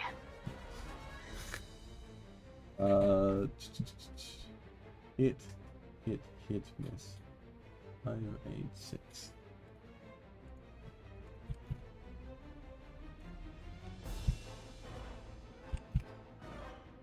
Cool. He's also going to try and stunning strike it. So it has to make a con save. Oh, its con is big. Yeah, that succeeds. And now it's its turn. It's going to attack Mikey. Fail, cool. 19 hits, the rest miss. Takes 7 damage. Cool. Gideon. All right, so. Yeah, no, I'm not gonna lightning bolt that. Getting after. So that one's no longer earth binded. Okay. Bound. But the one on Mikey, I'm gonna see that one on Mikey. I'm gonna launch. Gideon's gonna flip through his spellbook here and then launch 3 scorching rays at it. Okay. All of those hit. Yeah, the one on Mikey. 22 and 9. Definitely looking bloodied. Okay, and then before the end of my turn, I'm gonna yell to Mikey. We need to get a crystal from within the beasts. Okay, Lando. Say no more. I'm gonna use my feline agility to move right over here, Yep. and you guys know Yeah, what's we coming. know what's happening. We know the vibes. Lightning bolt. Okay, one right in front of you fails, and the other one succeeds. Kind of fitting. So full 26 and a half. Oh no, it's not 8 or 9. All right. Do I shrink or do I get taller? Let's find out. Yeah, the one in front of you, you hold your hand out, and this burst of arcane energy just flies out from you, crackling, thunderous lightning energy, flies across the room, and chars the one in front of you almost completely to death. Is that your turn? Bye bye. Yeah, and I shrink an inch. And you... Isla. Oh my god. She's gonna run over to Mikey. Yep. Grab him. And teleport back over to the crystal. And be like, fucking try to attune to it or something. Okay. Where are you And teleporting? then, yeah, right by the crystal. Okay. And then she's also gonna boop him with her hammer to heal him. Cool. Even though I only took like 7 damage, but that's fine. So...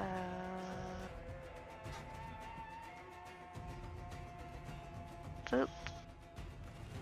Oh, Big perfect. 7, yeah. Is that your turn? Mhm. Yeah. Because Mikey will look at you and be like, "What? Don't know what you want." And then he just puts his arms like kind of around the crystal and like presses his body to it, and then starts like retching like as if touching it is causing him severe pain. Esme, you hear a voice in your head. Something's tainting that crystal. We've been through this before. I'm just gonna yell that we should probably get away from the crystal. Something's wrong with it, and then, Like he's kissing Oh it. boy. oh god, Oh, Maybe if we kill the Uh, thingies, it'll be untainted. bah, bah.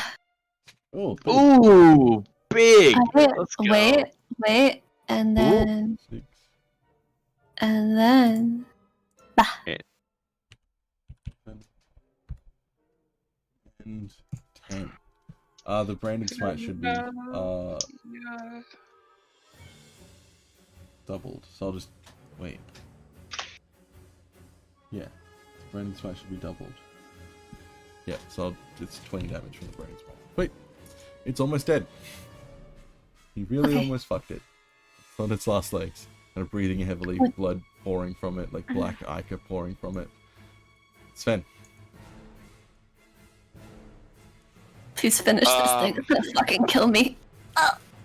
Sven's gonna Misty Step here, and we're gonna cast Aldrich Blast twice on that. Disadvantage. Why would you move next to him and cast Eldritch Blast? You don't know how spells work. Why is it disadvantage on me? You can't be next to You him. can't be next to a creature. How about this? If you move there, it will take an attack of opportunity on you. He can Misty Step there. That's not how Misty Stepping works. Misty Step, you would be like this. Yeah, he can Misty Step there. That is normal movement. So what you're doing is normal movement. Misty Step would just be like, boop. He was here. It still doesn't matter. He can Misty Step. He can Misty Step to that point. All right, fine. I'm gonna do it like right here then, and then I'm gonna cast Aldrich Blast twice. Perfect. There you go, buddy. You're learning how to play a spellcaster. Or you could stay in your spot and done it too. How are you casting it twice? I have 2 from level 5. You get to cast it twice. Okay. So you're casting Eldritch Blast using 2 beams. Gotcha. As a cantrip? Yeah, right? Yeah, using 2 beams. Yeah. Yeah. Yeah, I gotcha. So, go ahead.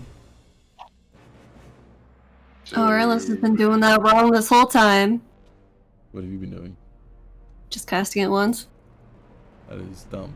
First one misses, second one hits. Big 8 damage. As you summon black shadowy energy that shoots out into a ball. First one flies off sideways and you reconcentrate, focus, and the second one pins the target in the back. Is that your turn? Yes. Gravis. Wait, this one's not dead? Nope. No. Oh, what the fuck? We're gonna notice Esme's is still not dead. We're gonna bebop on over here. Yep. Yeah. Stab it. Can you reach here for flanking? No, I can't. Unfortunately. How much movement do you have? 25. Okay, that hits. And with the stab of the rapier through the jugular, the creature gurgles, falls to the ground dead. Yay. Is that your turn? We're going. Yeah, actually, no, we're gonna dash over here. Pew! Okay. This barb devil turns towards you, Lando, breathing heavily. You'll never get the gleam in here. And then it stabs you with its tail, stabs you with its claws.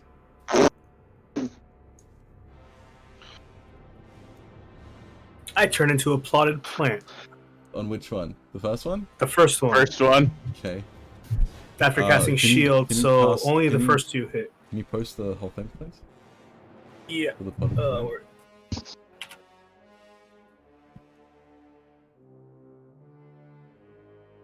So you hit the first one hits, or wait, no, you shield the first one hits and breaks the plant. Then the Okay. next 2 hit. You take double damage from anything that hits you. So you shield on the first hit. Right. So you take 14 damage, and then you turn into a potted plant, and you take 9 times 2 damage. So 18 more damage. And then does the 17 hit with the shield? No. Okay, then you take 14 and 18 damage. And I'm down. As you go down, the potted plant shatters, and you reform into your cat-like self.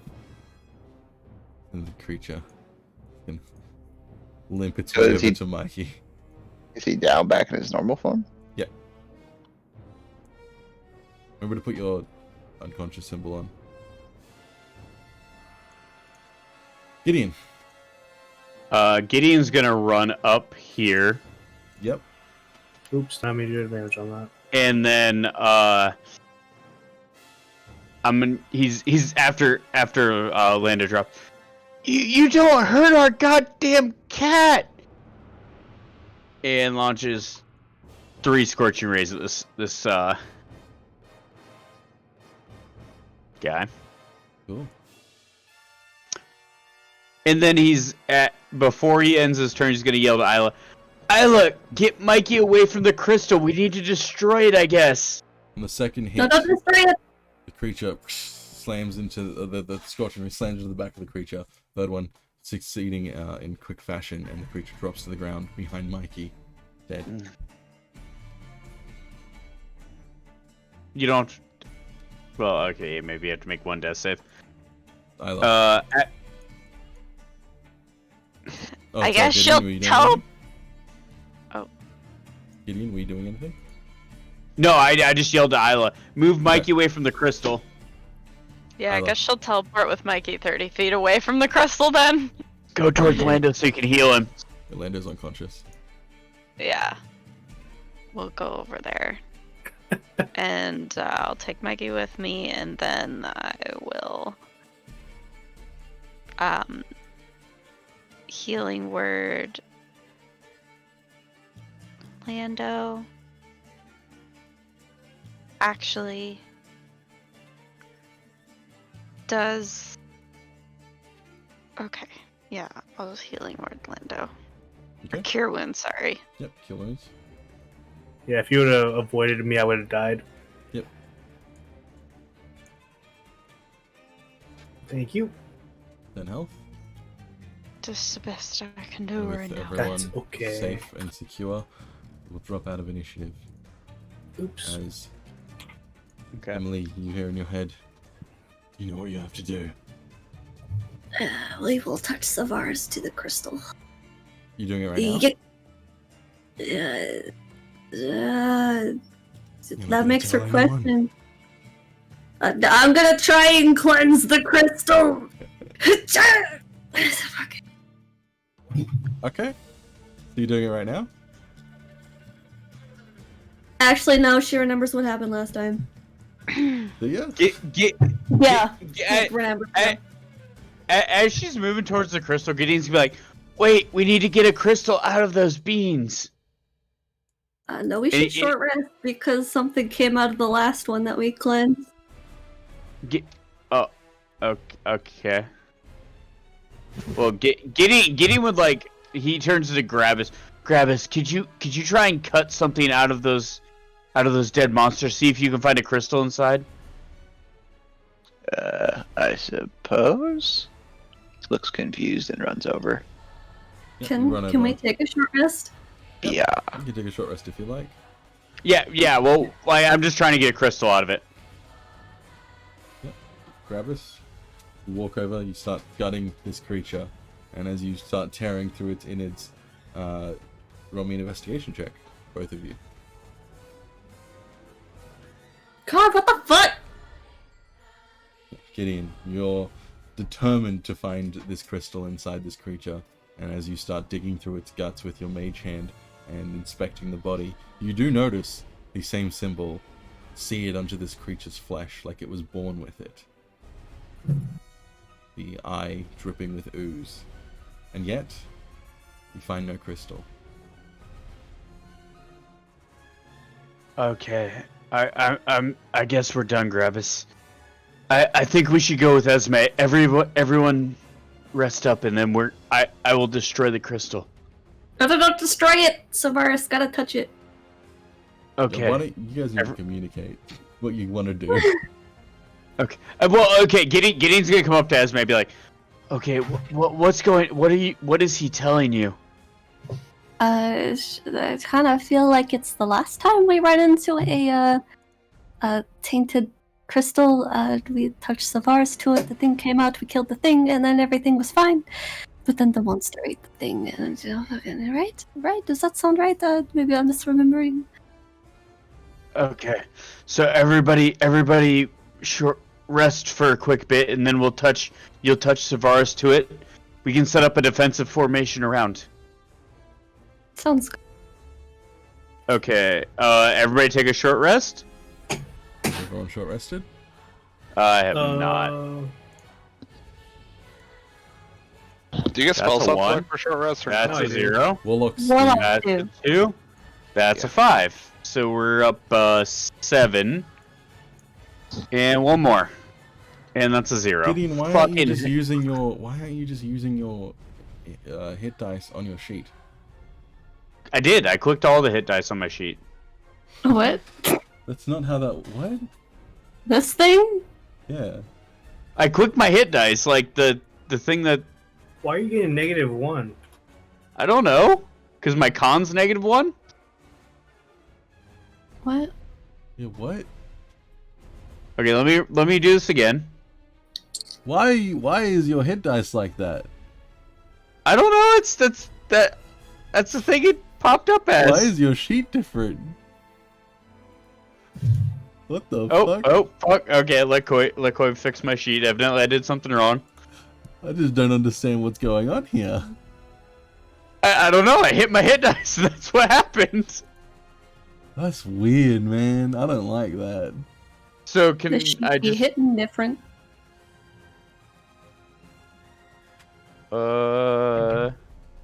Has yours always been like this? Yeah. Track hit dice per class. That's what this is on. Here. Yeah, go over here, right here. Where is it? Just Track hit dice per class. I want to turn that off, maybe. yeah, just untick that. Okay. And then let's re-roll these. There you go. That was weird, man. I didn't like that. Okay. Well, we're back up to 22. Cool. And then I'll also use my arcane recovery to recover a level 2 spell slot. Sick. Wait, All how do you right, have -1 in your hit die? Con. Because my con's -1. Oh, okay. Okay. Was that not right? Like that should. Yeah, I don't know. Is Okay. everyone- Yep. We should. Is everybody healthy? I'm assuming Mikey's gonna heal up, right? Yep, Mikey healed up. He saw that he was bandaging his wounds. And... Died, I used 3. Okay. Esme, you get ready to touch it, and we'll all get in position. I'm no. I'm gonna like motion to Lando. Lando, stand in the back. Back of what? Back away from the crystal. She's gonna touch it. Isla, you and Mikey get close to the crystal. Right now? Yes. Yes. Shit about to go down right now. Actually, Lando, you get in the opposite side of the room where Esme won't get hit by the lightning bolt. If something bad comes out, Lando, if something bad comes out, we both cast lightning bolt on it. What's the key word?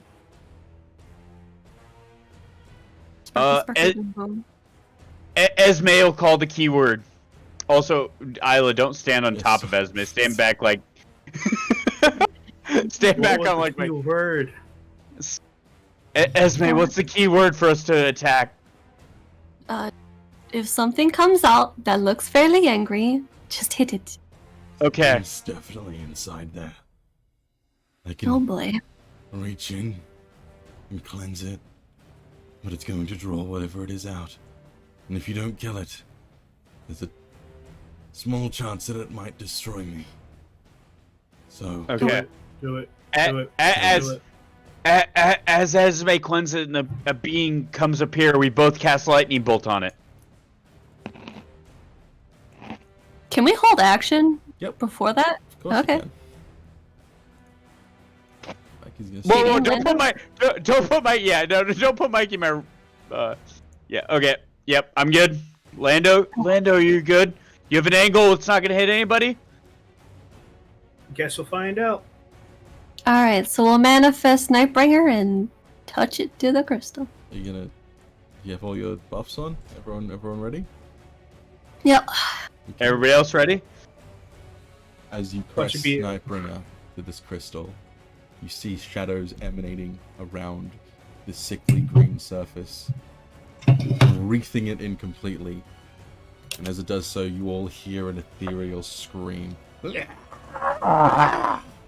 As being wrenched out from the crystal itself, manifesting into reality, you see two figures, like anything you've seen before.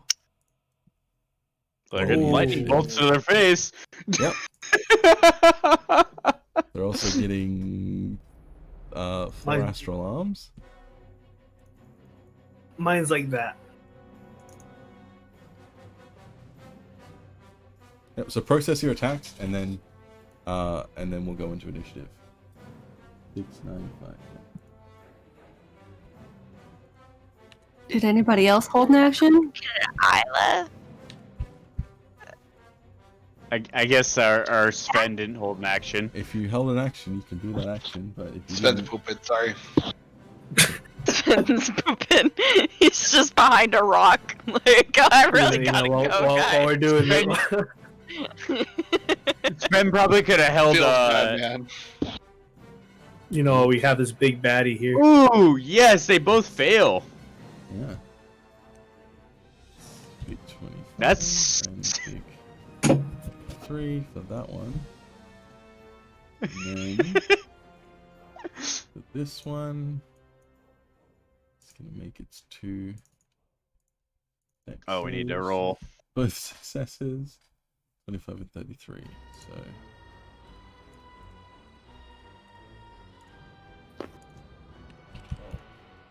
Would it be a bad time to say I'm out of spell slots? Nah, you got cantrips, right? I'm just Oh, kidding. The biggest. Good And they're surprise round. and they're both dead. Roll me Yeah. initiative, everyone.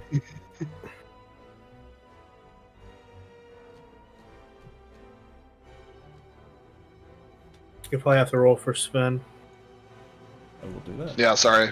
Otherwise, done. Gravis, you here? Yep, he's rolled his. Has everyone rolled? I have. Mhm. I wonder if I rolled for Mikey. You've not rolled for Mikey. There we go. Everybody else has rolled though, so we should be good. Cool. Isla, you're up. First up, you see these two, one large demonic creature with large leathery wings and 2 spiral horns holding a pitchfork. Yeah, she's gonna guiding bolt that one. Okay.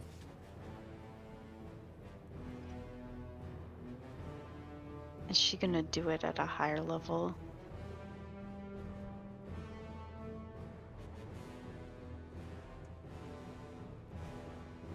Okay.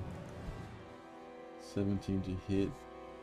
Oh, I didn't do my wild magic roll for my lightning bolt. 17 misses. As this guiding You bolt kidding me? arcs through the air, a ball of shadowy energy arcs through the air, and this creature holds its pitchfork up, batting it out of the way harmlessly. What's the 98? We have a She's faint gonna- ethereal music for the next minute. Okay, faint ethereal music. Gotcha. Gideon. After done. Gideon. Sorry. Isla, continue. Yep. I'm go. gonna grab Mikey and teleport 30 feet away from them. Wait, what You the see- hell? You see Mikey hold his fists up, 4 ethereal arms around him, just like also fists up, and then you just grab him and pop him away. You're supposed to be tanking for us in the middle. I don't want Mikey to die. He's fine. He just wants Esme to die. Okay, are you teleporting then? So okay, no, Yeah. I guess not. Yeah, as you go to No, grab you- Mikey, you see that the paleness on his face has returned to warmth, and his nose is no longer running. Okay, so he good. Then Isla's just gonna teleport 30 feet away herself. Okay. She could go over here, kind of by Lando. Okay, you good? Yeah, I'm good. Okay, after seeing the successfulness of the lightning bolt, Gideon's going to look at the back of the cavern and make sure that Esme isn't caught up in it, but then cast a fireball in the back of it. Mhm. To go? Give it Oh. a sec. There you go. A deck save. On both of them or just the one? Yep, both of them should be here. Yep, 20 feet. Okay. That one's no longer around, and... Ooh! Okay. Cool. And 15 for this one. Sweet. Is that your turn? as a ball of fire energy explodes out from the back of the cavern. After he casts that, Gideon's just gonna like look at the group, be like, "Unfortunately, I'm out of good things," and then go to the back of the cavern. Sven.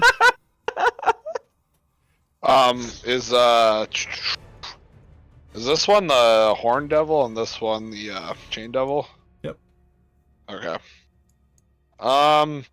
So Sven's gonna like shrug and see the fireball guy. So he's like, "Oh, fire and ice, neither ain't so nice." And he's just gonna fucking straight up cast. We're gonna cast. Words are hard. Frostbite at this bad boy right here. Okay. Yeet yeet. Clickety click click click click. Fucking A, right? Let's go. Turn up. You should select frost damage on your thing. Real What? quick, while it's your turn, got another question for you. Yo, what's up? Succeed. When we all got our gifts Except from when we traveled to the Nora's realm, instead of the Book of Jokes, what did you get? I don't think I got. Yeah, it doesn't got anything. Oh, well, Yeah. that's unfortunate. So he's lost Ender in his book and just got jack shit? Yeah. Because You Okay. got positive attitude. is that your turn? Yeah. Mikey, feeling reinvigorated, rushes over to here. And he's going to make his multi-attack against the larger creature. 1, 2, 3, 4. Ow. It's also going to attempt to stun it.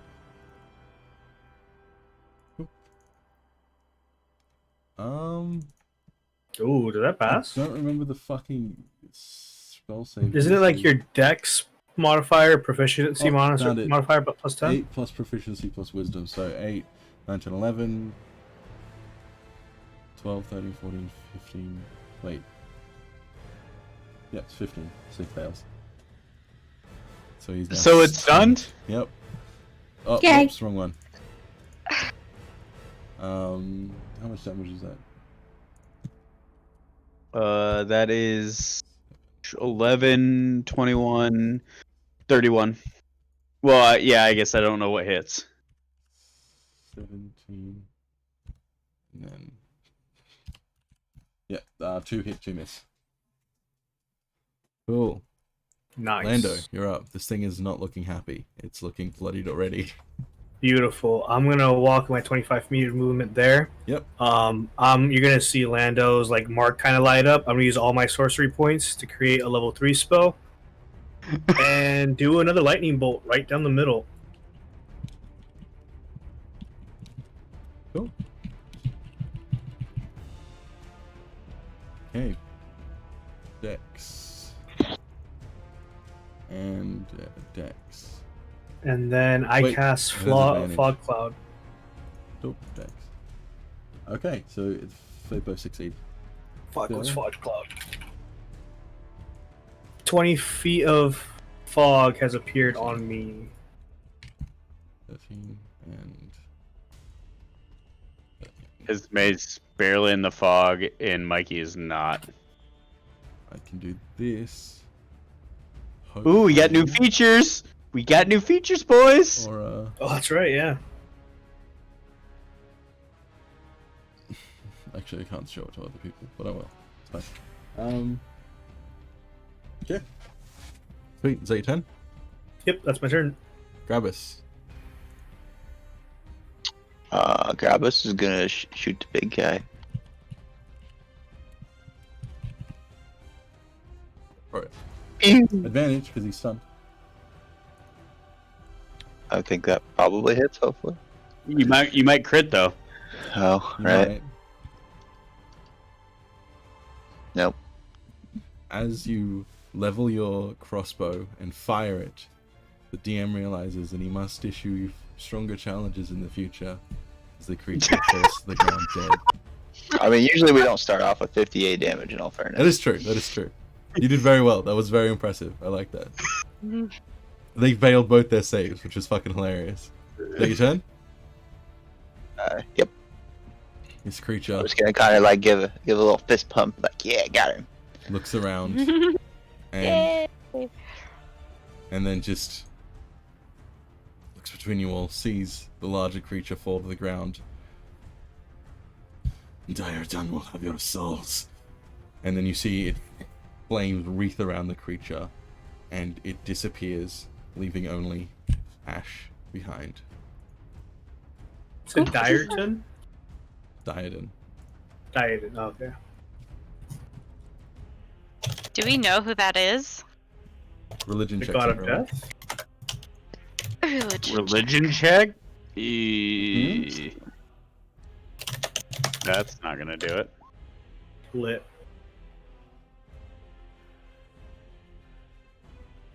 Okay. Isla, you have definitely heard of Diardon, the archdevil of disease. Ugh, gross. Mm.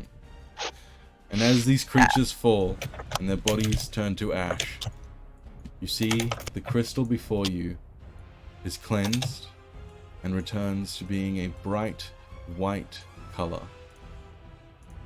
The area around you returns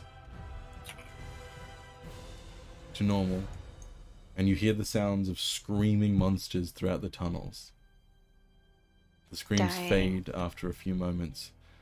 Mikey turns towards you all, noticeably imbued with power. You can practically feel the aura of energy surrounding him. His muscles have grown bigger. He's grown taller. And he steps forward with purpose towards one of the nearby walls. Come with me, everyone. I know where we have to go. Oh, We'll follow him. remanifest her Yeah. sword into a staff and hobble along. Yeah. You begin following along, and as you do so, you're led down to a tunnel, which opens up into a large... Well, sorry, it goes to a dead end. Mikey waves a hand, and you see the similar symbol of the mountain on the wall glow vibrantly before the wall parts in front of you. Mikey steps through, and before you, you see a large throne, at least 90 feet tall. Sit on it. Sit on it, my boy. Go, go, go, go. Looks back towards you all and smiles, and then makes his way over into this large circular chamber. Are you following? Yes. Yeah, yeah, yeah. Let's You all go. follow Mikey as he steps up to the throne, multiple steps up, and finally rests himself down on the throne of Montbond. Fuck yeah! As he does so, you feel the chamber around you begin to spin as the door behind you disappears below, spinning around and around and around. You are all ascending up, faster and faster and faster, until you reach Hella dizzy. Gods now. the summit of the mountain. Shit. It opens out, and you are standing inside the eye of a storm, surrounded by gods.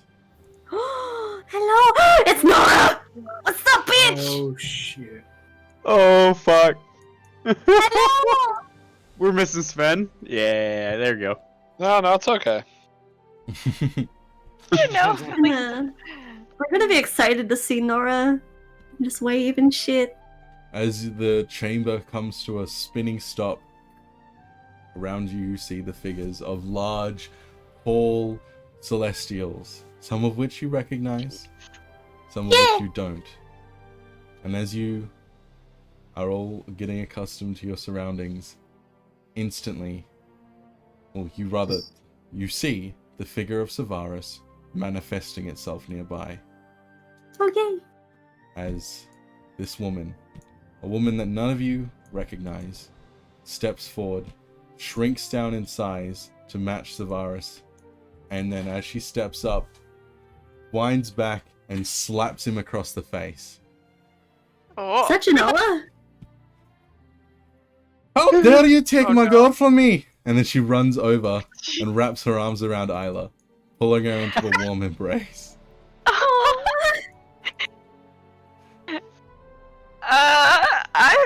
Isla's speechless. She's just crying. Deadass was like 0.2 seconds from casting Eldritch Blast at that bitch. Savaris recognizes your anger and holds up a hand towards you, Sven, just like dismissing your anger as he rubs his face. I deserved it. Sven falls to his knees. No need for that. Janala is wrapping her arms around you, Isla, and pulling you into the warmest embrace that you've ever had. It feels like So good. you're home again in the swamp. Oh. You can smell your mother's cooking and the damp swamp air outside. Oh. She looks down at you. My girl. Sorry, rather annoyed I'm that sorry. Nora took you from me. And then Savaris went and did it himself. She shakes her head and smiles. It's okay. She kind of gently strokes your cheek. It's okay.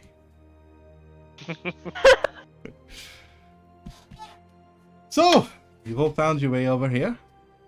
Congratulations. Montbon? No. Where are we, Montbon? Nora is looking over towards this giant stone titan of a man who, like concrete, almost turns his head towards her, sighs, and then turns his head back towards you all. Welcome! Welcome to my mountain!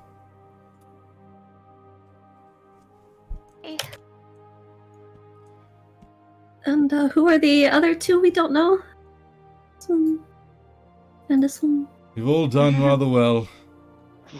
Congratulations is in order.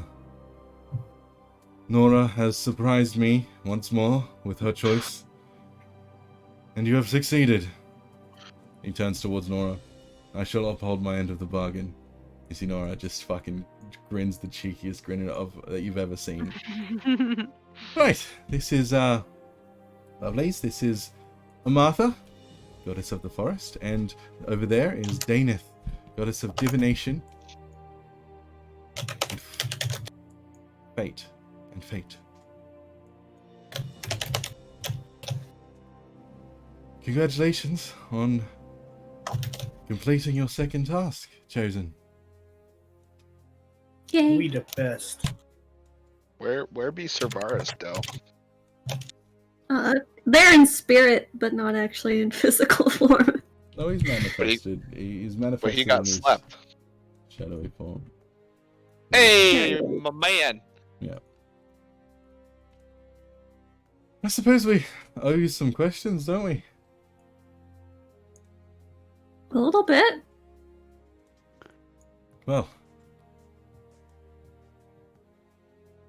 Would any of you happen to have some half plate? Oh my gosh. you see Monpon, his head concretely turns towards Nora. She won't stop asking about that half plate. Yeah, and then he snaps his fingers, and this metal plate just appears in front of you, Emily. Oh, Too okay. big, dog. Does it fit? Yes. Can we put it on? Yeah, please. Yes, it is. It is +1 Oh, magical half plate. Oh! Oh, hold on. We gotta go jack off here, but You hear the woman over here speaking behind you. Isla, you're still wrapped in the warm hug. Children, the chosen ones. Welcome. It is time that you have questions that need to be answered. So speak. Who is Mikey? Like, what happened exactly? Yeah, I have the same question. And Mikey is just looking around, just in awe. That's my boy. Oh, One step forward and reach down and pat him on the head. god! Oh shit! Yeah, you see Mikey is looking somewhat confused, and then you definitely see tears welling up in his eyes. As just a month ago, he was just a street urchin with no future. Do you still hate us, Mikey? Is Riker and Rose okay? Mikey asks. Oh! Monton nods. Aye, they're with their gods now. I believe Dawn's taking good care of them. I'll take you to see him sometime. He reaches down, lifts Mikey up onto his shoulder. Mikey just smiles. What that, guys?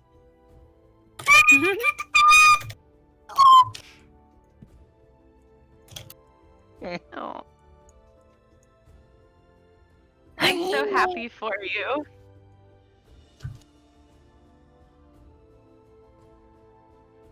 Well, to put it simply, there's a war going on. War happening. And we're in the thick of it. What you see here, and as you look around, you notice that these aren't necessarily physical manifestations of these gods. There's definitely, they're physical, there's just an ethereal presence to them, like they're not actually there. Well, how can we help? Well, you're currently looking at some of the renegades. I forgot Nora's accent, so this is just what we're going with.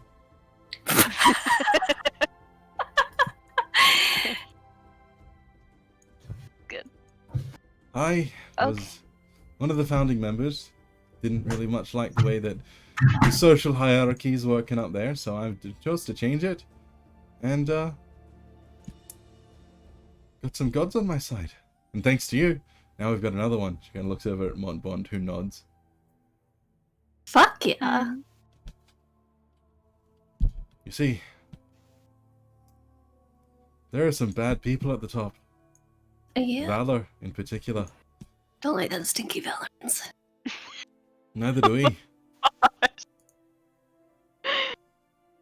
We have some number of gods on our side, but he also has a number on his side. Yeah. Which is why we need your help. You've done us a great favor today. You've reclaimed the Crystal of Montbond. But it's not the end. Diardon, an archdevil of disease, is planning some kind of attack.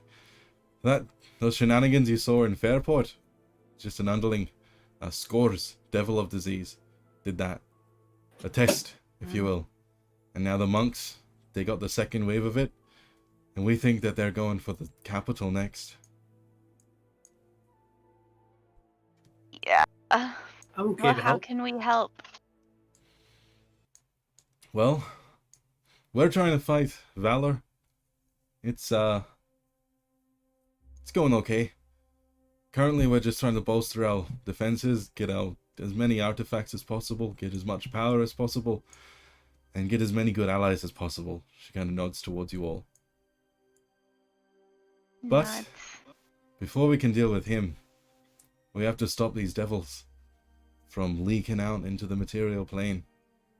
Because if they're allowed to run rampant, well, that's no good for anyone. So, while we get things sorted on our end, we need you to go to Xerxes, find out what Diardon is planning, and stop it before we can unleash a sickness on the world. Before we do that, grab us the bag.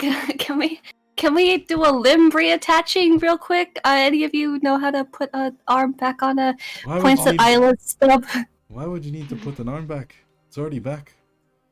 Oh, what? Nora gestures over, and Janala has easily just regrown Isla's full arm. In fact, all of your injuries have been cured. Yay! I have a nose. You didn't have a nose. Yes. Wait. Well, Gideon just kind of breaks out, like both of his arms just work, and the first thing he does is just like grabs off his mask and like touches his face, like, oh my god. Yep. back. Can we still look in the pocket dimension bag and see if Isla's arm is Yeah, still in there? I was gonna say I'm gonna pull the bag out and just hand the bag back to us and be like, "You can have this." Is the arm in there? Yep, the arm's in there. Oh, can we keep it? Sure. Oh, have fuck it? yeah. Yeah, Isla, your arm is now your skin was already kind of green, a bluish green, but now it's this arm specifically is like a brighter green, and you see that there's like little vines and like bright flowers growing out of it. Love it. I'll give Isla's shield back too. Janala like She could- pinches your cheeks. Aww. Gideon gives Gravis back his item. Thank you for letting me use this. No problem, Crit.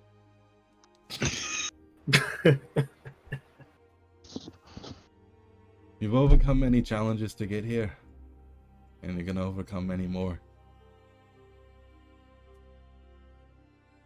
Can I get Stwanga? I like power. Oh boy. I can tell that you do, little cat. And I'm sure that you will. I have no doubt of that. But for now, I need you to go to Xerxes. Stop Diardon from whatever he's planning. Yeah, but it'd be easier if I was stronger. And I'm sure that you will get stronger. I'll just kick like a rock nearby. This is lame. Wow. A Okay, kid Lando would think gets- this was lame. Lando gets teleported off the cliff. I'm sorry. My small friend, he's with all the excitement, he must have expected something in return for bringing young Mikey to the mountain. Lena speaks up. Well aware of what the child desires. Perhaps he would like to be reverted back to his original age. I'll look up. No, power's fine. Oh my god. Little tyrant. Anyway, so what I need you to do is go to Xerxes. You know the one, big city. That's where the The capital. that's where the yes. Nightwalkers went, yeah? There are some. Hey, that's where the Nightwalkers are going. Sick. Also, do you want your coin back? What coin? I'm gonna pull out of There the. you're not. Yeah, you reach in and the coin is not there. Oh, okay. Never mind. No problem. Never mind. I need you to seek the aid of Queen Alira. Keep that name What? in chat. What? No. Am I the one that read the backstory? Oh shit! I know who that is. Yeah. Hmm? She's a vital part of the fight that's coming. I don't much think that her and her Zeradosians would like to be under the thumb of any gods in the future. And we can't let Valor keep having a monopoly. If you can convince her that something bad's gonna happen and stop it, we'll have a strong ally. Great. We'll do our best. Isn't she like super old? I don't remember. She's the Queen of Zerados. Yeah, Right. I- Isn't she like yeah. the super old one? Like that she was fighting her brother. You can roll me a history check. Yeah. This is Queen Alira Telos is her descendant. Oh, okay. Yeah. Gotcha. See, I remember. Yep.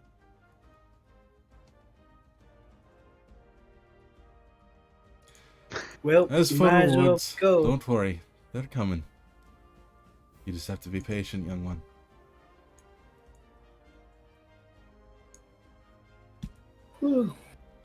Oh god. Right. Does everyone understand what they need to do? Kill Go to more people. Xerxes and get the help of Queen Alira. She Stop nods. dying so much. She nods again. Perhaps level 6 won't help return. Kenneth speaks up once more, her eyes starting to glow white. See many deaths in your futures, chosen. Oh. Is it ours? Some. Oh. What kind of Right. future are we talking about? The future is not written in stone. You can always change it. I don't know what I Oh, want to ask guys. for, but I want to be greedy. We're killing. We're killing people.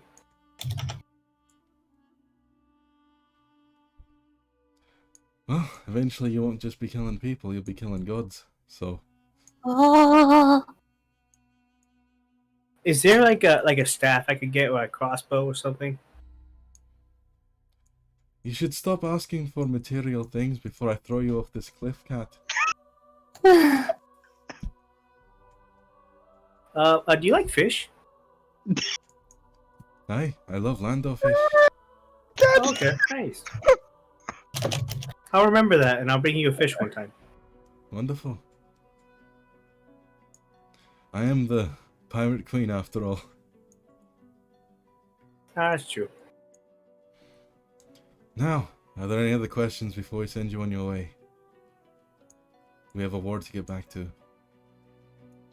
Besides the Valor, who else are we fighting? You shouldn't have to fight anyone in particular, but I can tell you of those who have sided with Valor, if you'd like. Yes, I think that would be useful for our journeys. Meriden, Morth, Winter, Summer, Spring, Berendum, Caliston, Wynn, Saline, Tin, Phaelin, Dusk, and Kyrin have all sided with the rulers. oh. Yeah, I'm gonna need that in some notes. All right, cool. Thank you. Perfecto.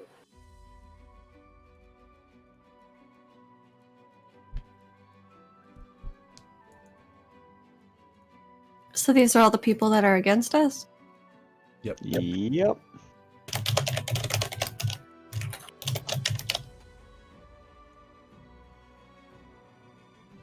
Good to Alright. know, good to know. Well, if there's nothing else, Bye-bye. you're lucky Mistral wants you alive, cat. She smiles, and Nora begins to fade. I'm good at what I do. But wait, before all the rest of you, how do we get down from here? Montbond just... and then disappears. Oh! Savaris! Don't look at me. I'm too old to care. Fucking stares at him. This is the divination one right here, right? Yeah. Divination magic. Before she disappears. She kind of Oh. shrinks down to get onto your eye level and smiles at you. Yes, child. Oh, I respect your magic, but unfortunately I was unable to ever use it. But someday, maybe, I will see the full powers of it. She nods. The future is a strange thing to hold in one's palm. I'm glad you are not burdened with it. Oh, no, I'm just here seeking knowledge, and this has been a wonderful experience. Perhaps you will meet my sister's Mistral one day. Oh, I would love to. She smiles. You've never heard of that god. No, not a fucking clue. Like, I'm just being cordial. Good luck on your quest, Chosen. My sister believes in Thank you. you. We'll do our best to fulfill her wishes. She nods and begins to fade.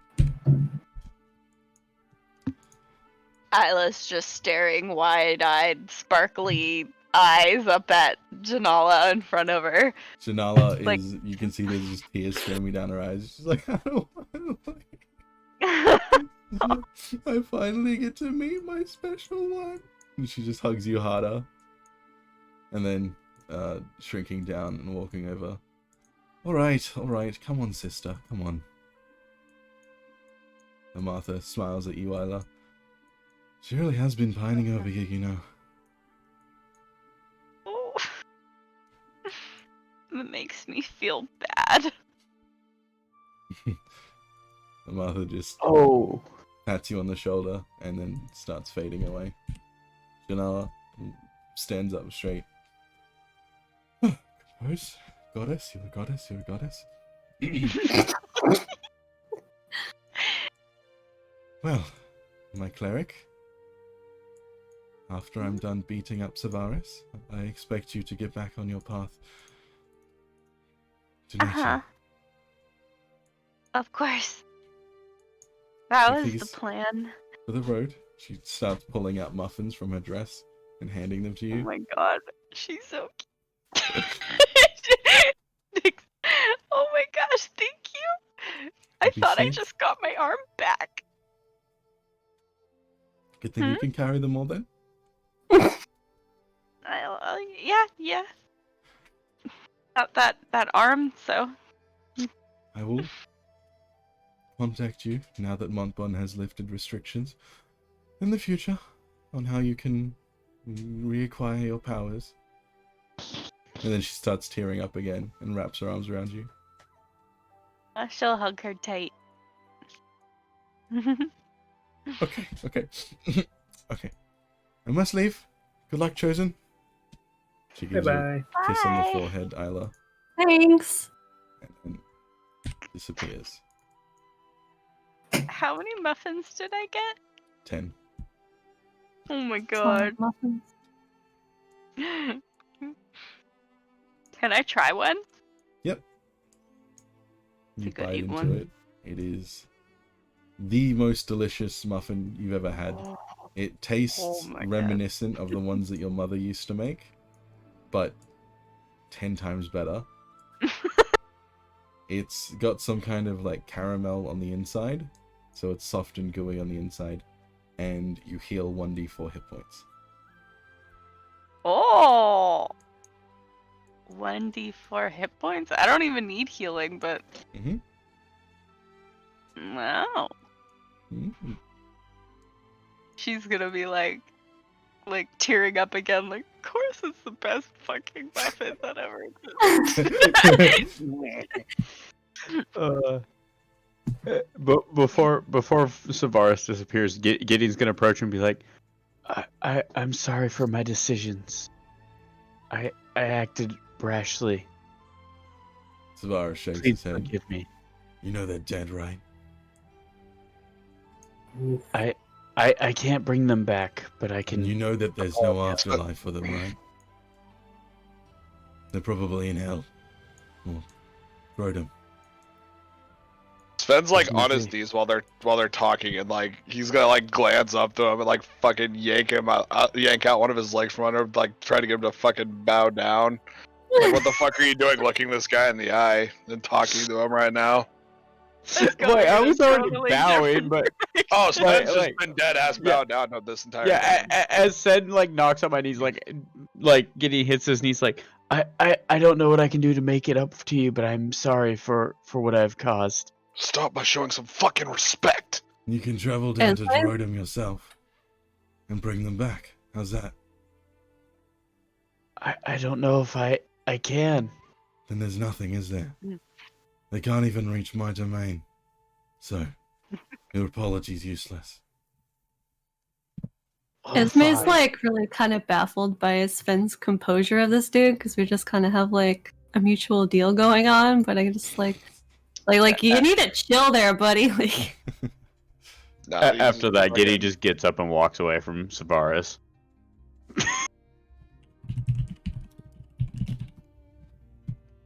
shakes head in disgust. He basically just told me to fuck off, so I fucked off.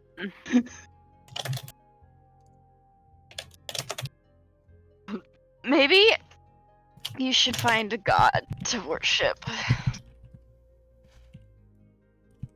I have a god. Who's You're your god? standing. You fucking see him before you. Wow. Lando? I don't like. No, no, I actually don't. I don't think I actually know about my own god, so like I can't tell you about him Mm. because I don't know about the god of magic.